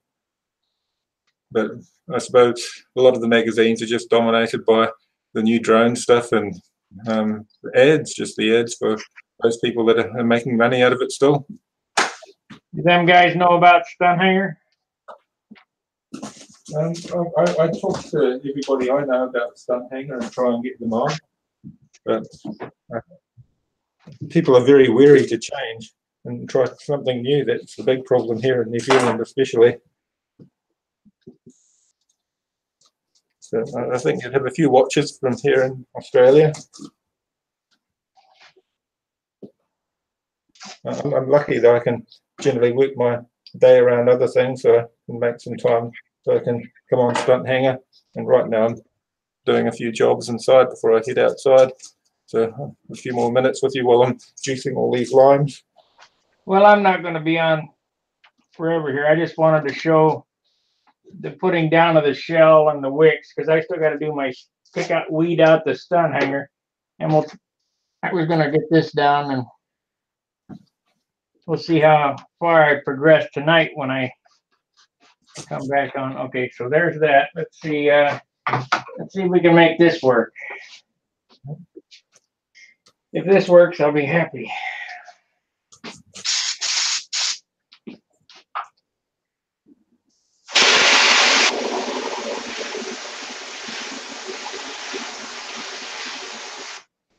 If that didn't go through, they ain't gonna work.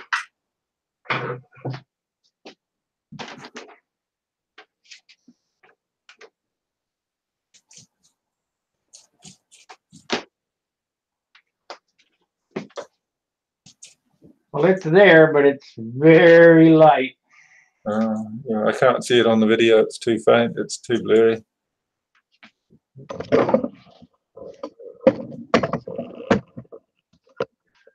Let's see here. See it? No, I still can't make it out, to be honest. Oh yeah, I can see it now. It's coming into focus now. Yep. Yep, I can see it. It's tiny. Yeah, it is very small. Yep. Yeah, we'll put one on the other side and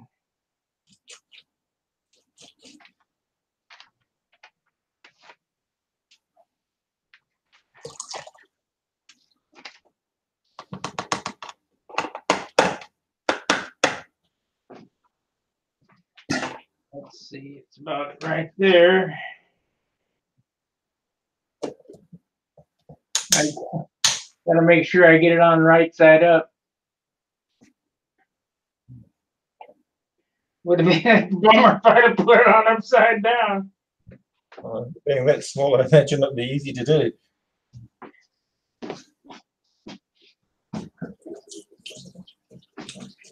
Yeah. Okay, so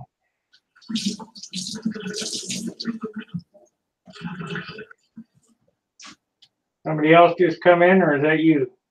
That's me, so I'm just washing my hands. Okay, I got another one on this side. Center this up.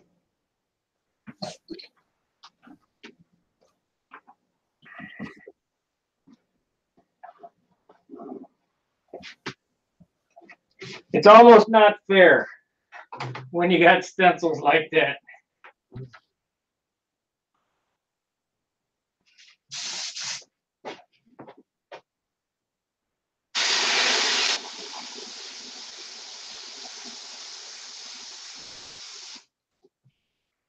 Let's see if that went through.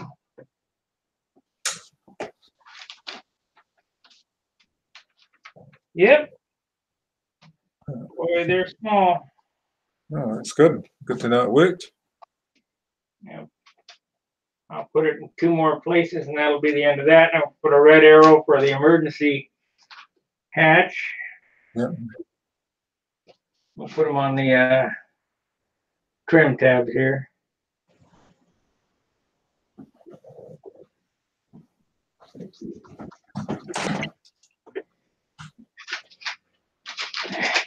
I mean, this is over the top, but this is not a scale plane. It just something that I figured I'd do to go, ooh, ah.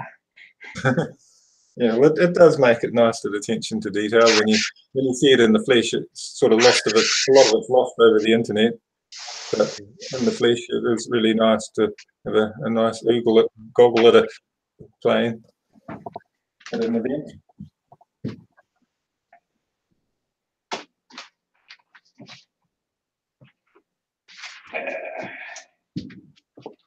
We may get one more out of this pencil. Maybe not. Oh yeah. Get one more. If not, it'll look just like dirt. No, better cut another one.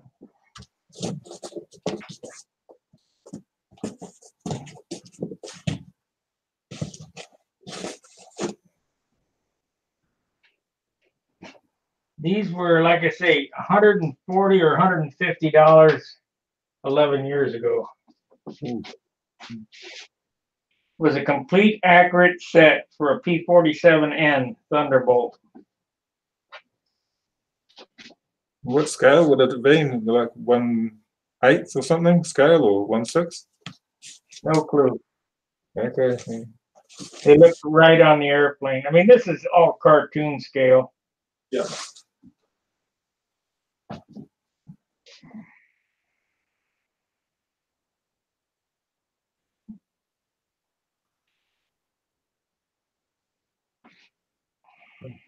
That was an interesting thing, I suppose, with the Nobler, how the detailing, the Navy style detailing. And I suppose a similar thing with the different versions they made of the Vico Chief on the build instructions. They show different versions done as the Air Force and Navy, and with the relevant detailing. But it does add a nice touch to them.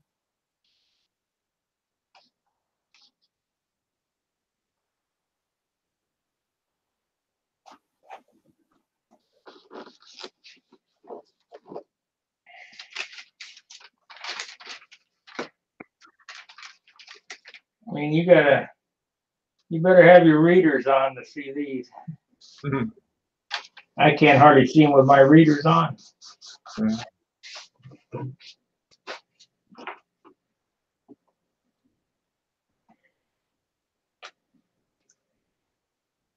If you ever get a chance to see Billy's Thunderbolt, his lightning bolt Thunderbolt, that thing, best ink job, detail job I've ever seen. Mm. Again, it would be nice to see it in the flesh, I suppose. A lot of it you can't really appreciate unless you see it close up and real, rather than over a video feed. Camera is very high. Oh, Gerald. Oh, camera. Oh, you see the messy table. I'll reset up anyway before the stunt hanger this afternoon. I'll go back into the modelling room. It's just trying to do other things here in the kitchen. I've got to go plant some plants, plant my pumpkin and cucumbers and the rest of my oh. See, that one didn't come through. Oh no. That one didn't come through. Oh, bummer. So now I got to rub it off. Oh. Redo it. But you're not damaging your clear each time you rub it off. The clear's hard enough. It's fine.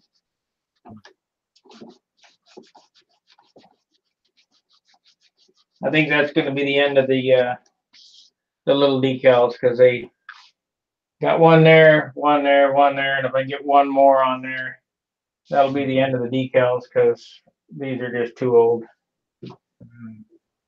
Well, at least you tried them. After spending that sort of money on them, you'd really want to know that they don't work before you throw them out.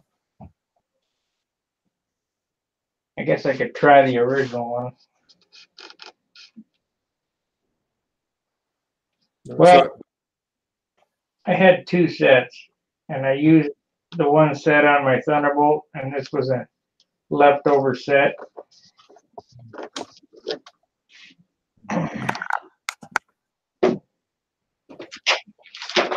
I just happened to dig them out, so we'll give them a whirl.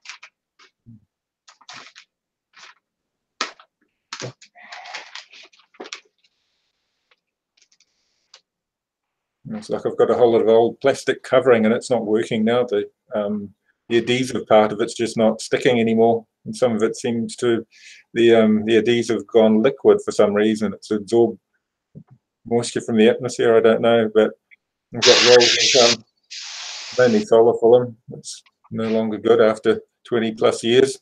Yeah, I guess we should use our stuff a little faster. Yep, true. Often you save some, you think, oh, this is, I'll save a meter of this to do a repair, or we'll have a bit left over to tidy it up if I need to. But you come back to use it and you find it doesn't work anymore. At least using a tissue and dope or a silk finish, you're not using a proprietary product in a color. You can just patch it up as long as you can match the paint again. Well, that worked. So I got 4 on there. I was going to do a whole lot more, but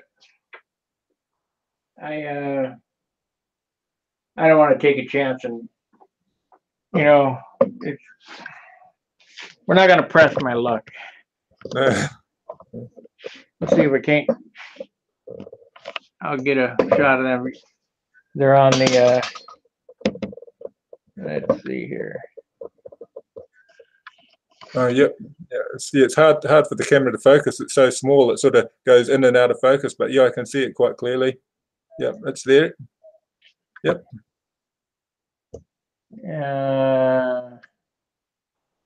I don't know. Yeah, but it's there. Yeah. That's a neat little detail, and no denying that it adds another touch of class to a already classy model. I think this turned out great. Yeah, I like that. Yeah. Did you see how I did that? I missed it. I missed the start. I was seeing the boys off to school, so I only caught your video about an hour in or something. I didn't see all of it. That's painted on. That's not stuck on. Oh, that looks nice. I'll come back and rewatch it. Normally I do that when I've got the chance. I'll come back and rewatch the pieces that I missed. The same when on the Stunt Hanger Hangouts with Rusty, I'll go back and rewatch the bits I missed. Yeah, I don't know. I'll probably be on tonight. I got an arrow here I might paint on somewhere. I'm pointing to some kind of imaginary thing. Oh, the K-76 or something, isn't it? What's that? It could be pointing to the big K engine, your big 76, or is it a 75? I can't remember now. It's PA 75. 75, yeah. Yeah, you missed the first part of the the opening. I got another one now. Oh, This one here is from 11 years ago. This is number 54. oh wow. I think they're up to 200 something now, maybe 300 something. But this one is number 54. Yeah, looks like a giant Nelson pylon racing engine. It is made by Henry. Yeah, yeah, they look brilliant. Yeah, they really do look amazing. And two pieces of rocking horse droppings, or two pieces of ultra rare needle in a haystack now material. Unobtainium. Yeah. But this one's brand new, never been run, never been mounted. Can't ask for more than that. Life is good.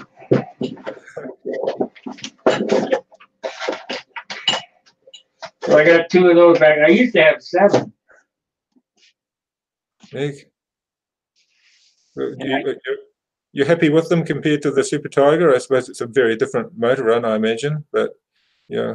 They have the same forgivability of the Super Tiger 60, but twice as powerful. Oh wow.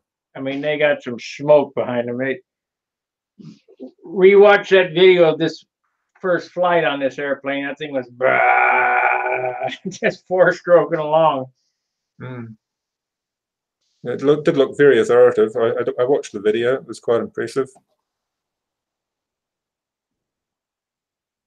I suppose it's the thing is the motors get more modern with the more technology in them. You do notice a huge improvement in power, but just comparing, you know, like an old Enya 45 to a LA 46, is a huge difference in power just through that extra 30 years of development and better metallurgy.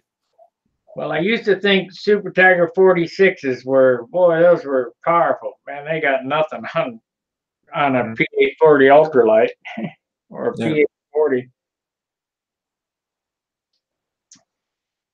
Henry makes some good equipment.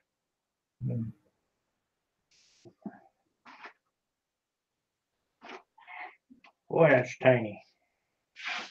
All right, well, I guess I'm going to end the broadcast. I just wanted to show everybody how I got these graphics on here. I'm going to sit down and pick out the stunt hanger stencil and get it on. And it's about yay long, goes across the flap. Just something to dress it out. I thought this model was kind of plain. Oh, it's really looking nice now. It's really sweet. With the extra graphic on the other flap, it'll really come together well, I'm sure. Well, I don't know. Maybe I'll do that in red instead of black. Maybe I ought to do it in 2 colors, outline or shaded or something. Yeah, that'd be nice. Red and black or something. Yeah, or blue and red. It really needs some more clear on it, but I just can't afford to. I can't afford to wait. Sometimes you just got to say, "Yep, that's it. I'll go on to the next project. I don't want to put more paint on it and go on to the next job that you intend to do once you finish your graphics." Yeah, this will probably. I probably won't have the other project done for next year. I'll try. If I wasn't working, I could get it done, but working it, when I get off work, I just don't feel like spending 8-10 hours standing at the bench. Yeah, it's asking a lot. There's things you can do when you're very young too. I found I could build a lot more when I was in my 20s or 30s, and now that I'm in my 50s, it's a lot harder. You're falling asleep at the bench and you're starting to stuff things up. That's what I find anyway. The quality working after like 10 o'clock isn't great. You just have to concede the fact that you're not able to do huge builds all your life as well. And I know my build quality's probably higher, but the volume's dropped off. Back in 2004, I did an 11-day scratch-built Aries, and I won the Spirit of 62 award with it. Wow. 11 days from the first piece of wood cut to flying in the air in 11 days. Oh, that's incredible. Yeah. I-beam wing. I sold it. I mean, it's still around, and it turned out pretty nice. It was a good finish on it too. Yeah. Well, I But suppose. that's when I was able to work 20 hours a day. Yeah, it's just huge hours. You could do it in 11 days with 2 hours a day and have a terrible model. And that's the sort of thing I'm more inclined to do. Just not put enough hours into getting that finish. Where if you're doing a 20-hour day, then you can have the short build time, but the quality of finish with it. Yeah, a lot of guys ask, how do I do it so fast? Well, I don't do it so fast. It's the same amount of time, whether I take 30 days or 40 days or a year. It's the same amount of time. Yeah. Yeah, it's similar to working on a motorbike or a car. You know, it just takes a certain amount of time. You can't really rush it unless you sacrifice your quality. But when you're doing contract work for somebody else, they're not going to stand for that. So you often end up putting on a lot more time than what you would really intend just to get the quality there. Well, the finish on this one, this airplane will probably be a 17, possibly an 18 point by the time I get it rubbed out some more. But let's say 17. To get that extra 3 points, you got to spend another 100 hours sanding. And the way that this airplane was finished in 2 days, 3 days, you know, there wasn't any sanding between coats. I just put the paint on. I'm sanding at the end instead of between coats, which is not really wise. Where this finish came out 7 ounces instead of my normal 6.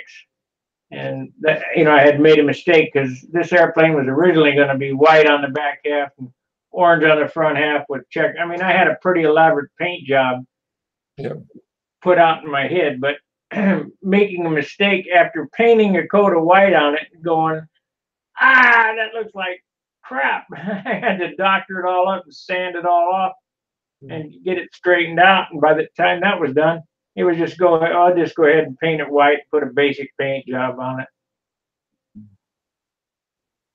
John says this is not a basic paint job, but this is my 3rd airplane with this basic paint scheme on it. It's very smart. You know, to me, it's a 20-pointer, and it's a very smart plane. But you know, if you feel you can do better, it shows you've got it in you, I suppose. Oh no, it's not. You know, I judged appearance at the Nats. It's not a 20-pointer. It's 17. If you look at it, you can see grain in it, and a 20-pointer, you can't see any grain. You know, them guys really sand the crap out of it, and it's not. It's shiny, but doesn't have that deep finish like them 20-pointers do because they're using automotive paint on it. Yeah. And I'm not putting that crap on this airplane, adding 3 ounces to it, so I got to use 18 thousandths line. Yeah. Yeah. I heard on the video where you talk about getting the 12-inch deep finish, and you just think, yeah, it would be.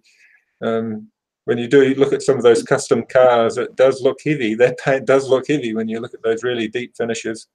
That deep finish is a couple of pounds worth. Yeah. This is a 12-inch finish. I could do a 36-inch finish, but it'd be 3 ounces more. Yeah, and, you know, Wendy, he does beautiful work. That's what inspired me to go ahead and put some more stuff on it because I was watching his painting videos, and he does beautiful work. But all that paint is a lot of weight, you know, especially. Well, I got to re-silver it, and then we're going to put another coat of, you know, yellow on it and put some more silver on it. And I go, God. Yeah. At the end of the day, it's a plane. It's supposed to fly aerobatics. It's not a motorbike. Yeah. It's not a car where you can carry the extra. You know, Wendy's got some amazing videos on his motorbikes and the amazing finishes, and you just realize, it's his passion getting that looking right. Yeah, but a motorbike doesn't have to fly. No, you can just have 200 horsepower off the shelf. Yeah, just dip it, you know, dip it in the paint can, sand it out. Well, you ever watch some of his windy video, painting videos. One coat.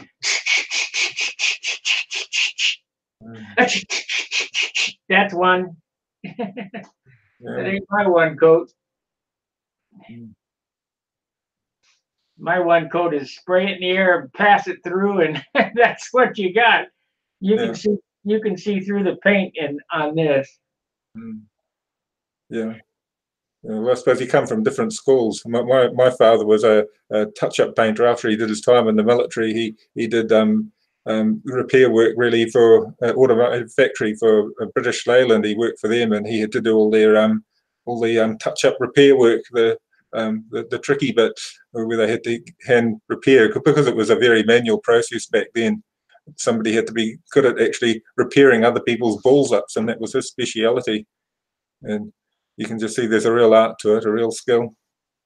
A bit of a good eye and a good hand. Well, it's like repair on my my Junar.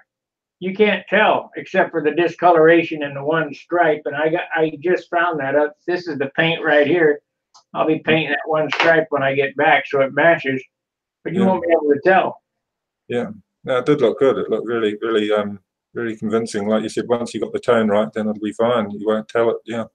The body work took about 2 hours to repair the hole. What I did was, that was a lost foam wing, so I took the foam cradle where the ribs were broke out, and I took the foam cradle and I cut a rib and sanded it and fit it in there,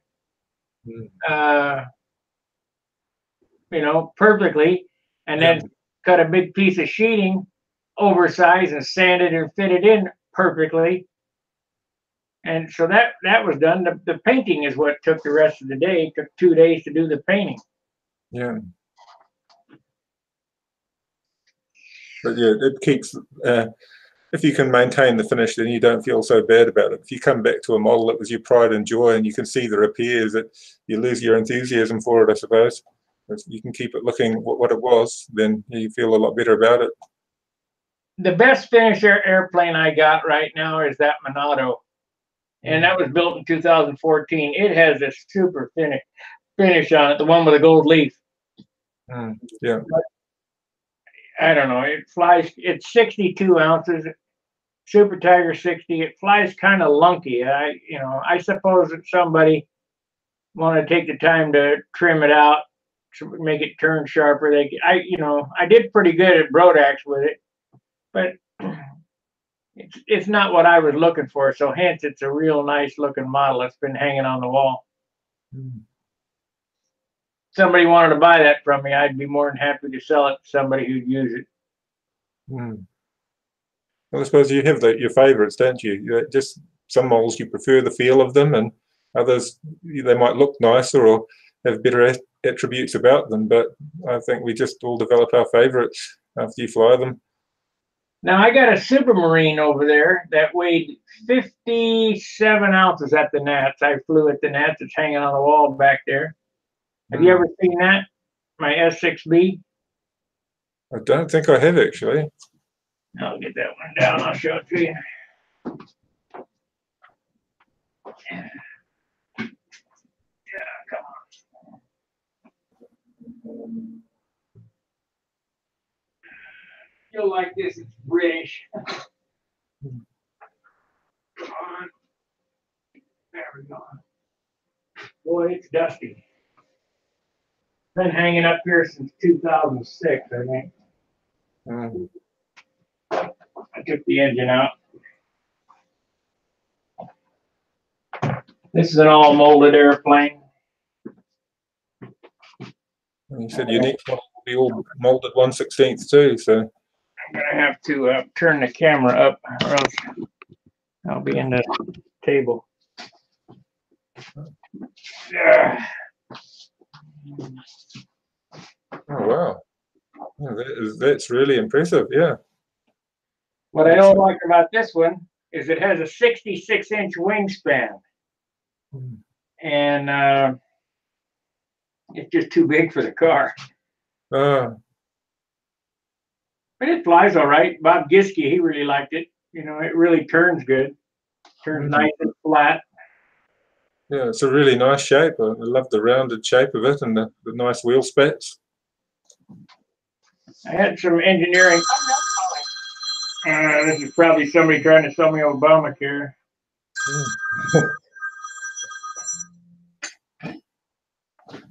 Hello. Open enrollment is here. Goodbye. That's exactly what it was. Obamacare. Oh, it's a really nice looking model there.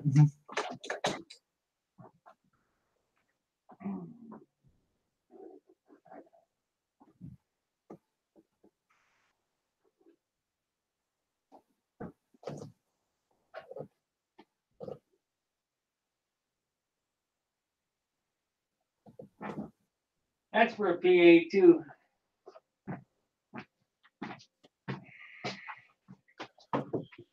But then I got my Viper. Which Viper is that one? That's Viper 6 hanging on the wall over there. My Harley Davidson themed Viper 6. Painted orange, and it looks like a Halloween plane. It's a Harley Davidson color. It hasn't been off the wall in 10 years, I don't think. Let me get it down, I'll show it to you. Yep.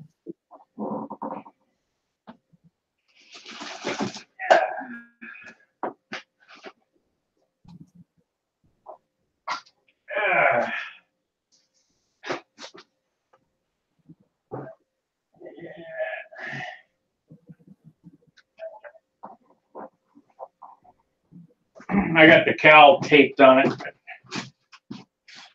Wow. Oh, that's really impressive too. Yeah.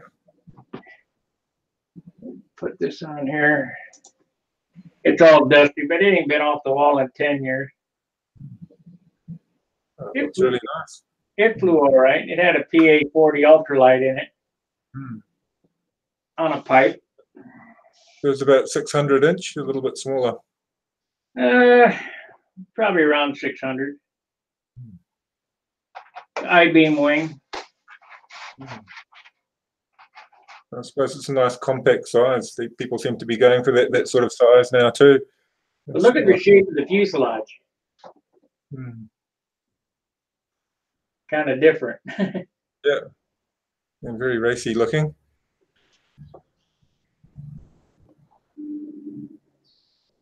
Yeah, I really swooped the back of that one up. There's no plans for any of my Vipers. They were just out of my head. They really have that air racer look to them. They look really neat.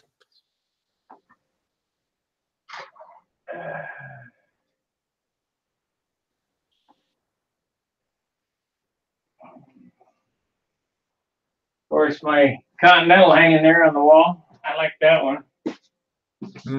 That airplane there, the original, is what really got me interested in flying stunt. They really look ahead of their time. They're really quite a smart plane, aren't they? Yeah, it was modern. The only difference was I have a set of elevators in my toolbox over there, but the only difference was I made the elevators wider, and that made it turn better. Tom said that it flew like a lowered 49 Mercury, and the reason that it did is that there wasn't enough elevator area, so I just made them wider. They look the same. You can't, unless I point it out to you, you wouldn't know that from the original. Yeah. Well, that's where a lot of old designs weren't necessarily that bad, but with a few little tweaks, they could be quite competitive now, I imagine. That's quite surprising. The Monado, okay, Norm Whittle, he used to live here in St. Louis, and I lived in Whittier, well, not Whittier, but I flew at Whittier and Arrows in Los Angeles, and lived in West Covina. And Tom Warden, the guy who was the original designer of that airplane, was our testers rep. And let's see, this picture right here is the original airplane, and that's Tom. Oh, wow. That's 1971, this magazine. Yeah.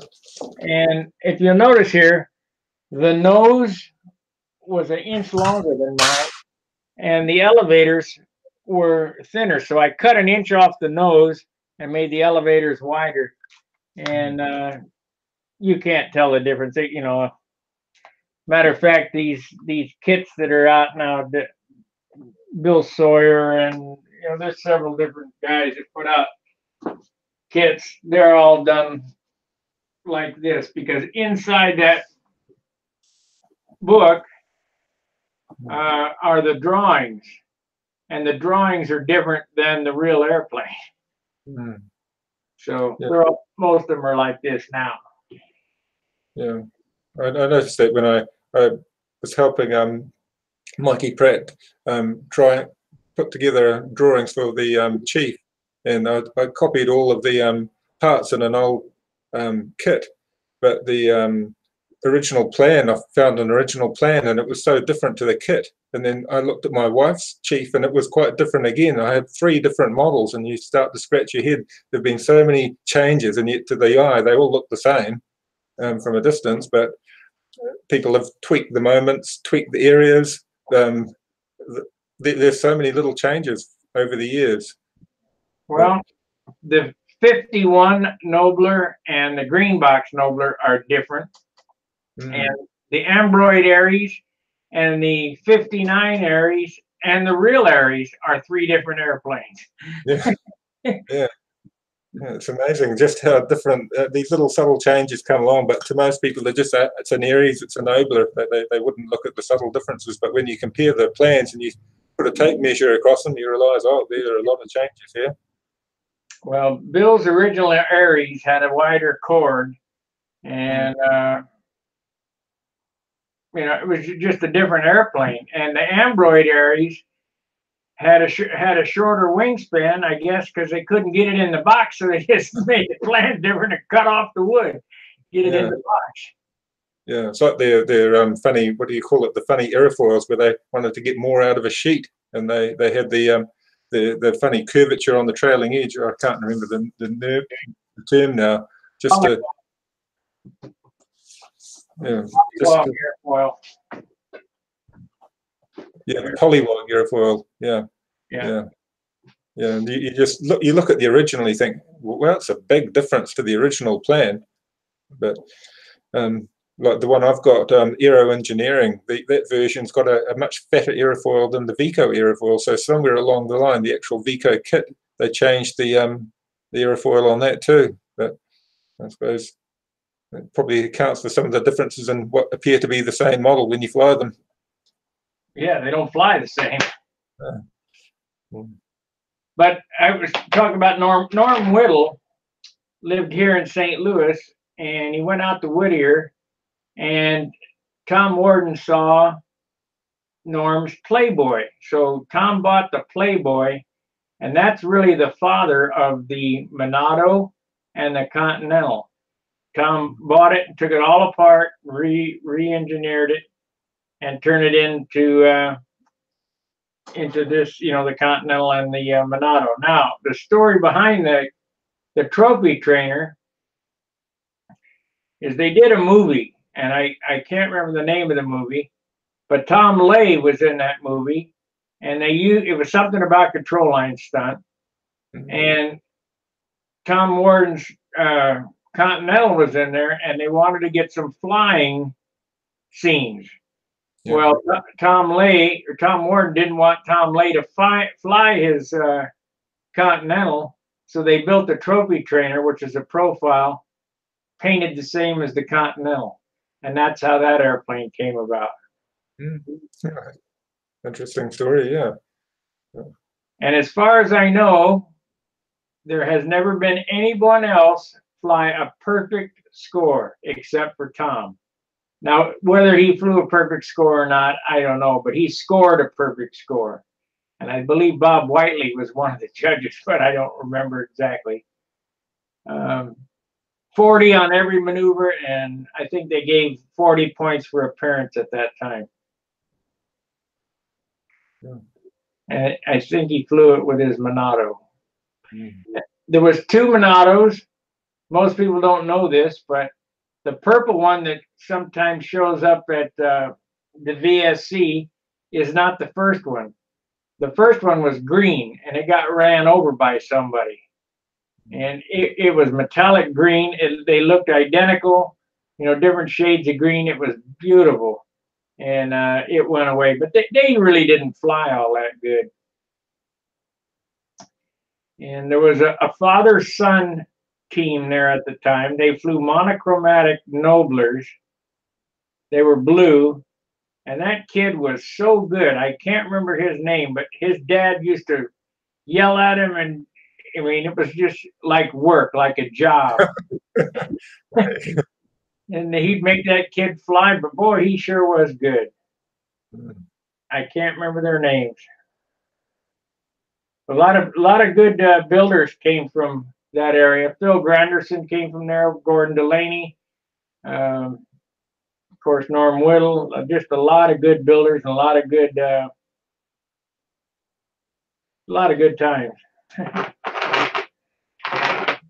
It's a pity more of it wasn't recorded on video that we can watch now. I know you've managed to unearth some really neat pieces of footage and put them on Stunt Hanger on YouTube for us to watch. And you just realize 20 years ago, 30 years ago, people just didn't record everything like they do now.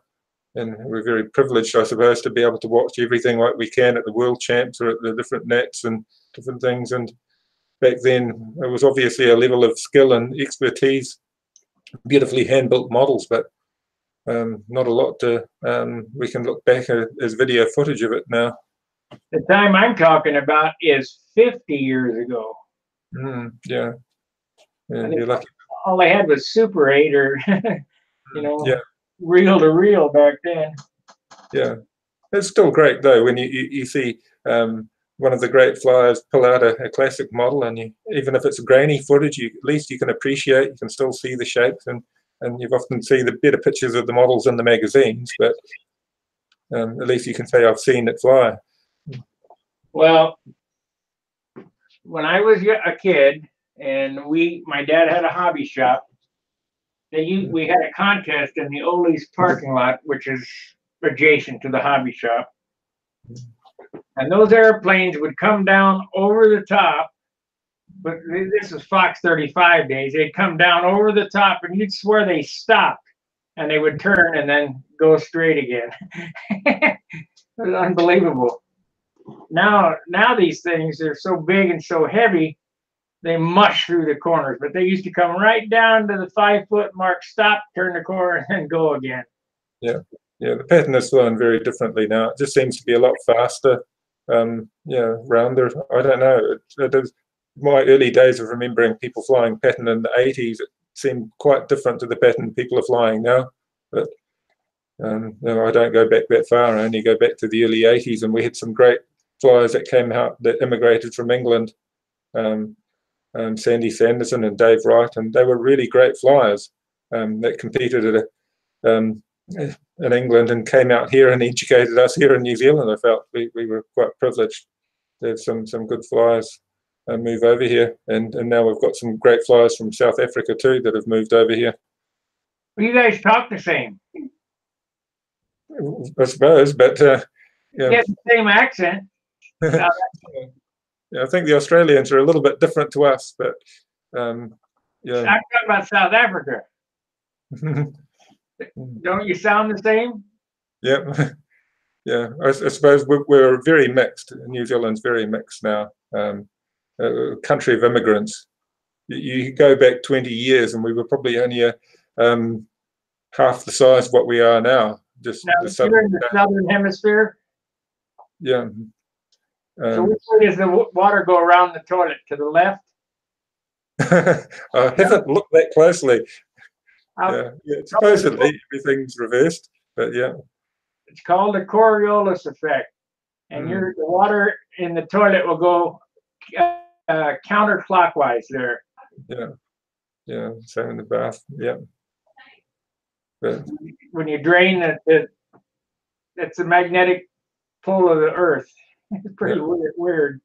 They got a video, somebody, I guess it's Argentina or South America or somewhere, they got a kid that has a drain, and he's right on the equator, and he takes his sink with a bucket of water, and he puts it on one side, and the water goes around this way. He Oh, wow. puts it on the other side, and the water goes around the other way. Yeah. Yeah, it sounds amusing. Mm. Oh, well, the paint still goes down the same. The pattern's still the same. So to me, most of it's all the same still. Keith Bryan, gotta run. Hope to see you back on here. Oh yeah, no problem. Oh, well.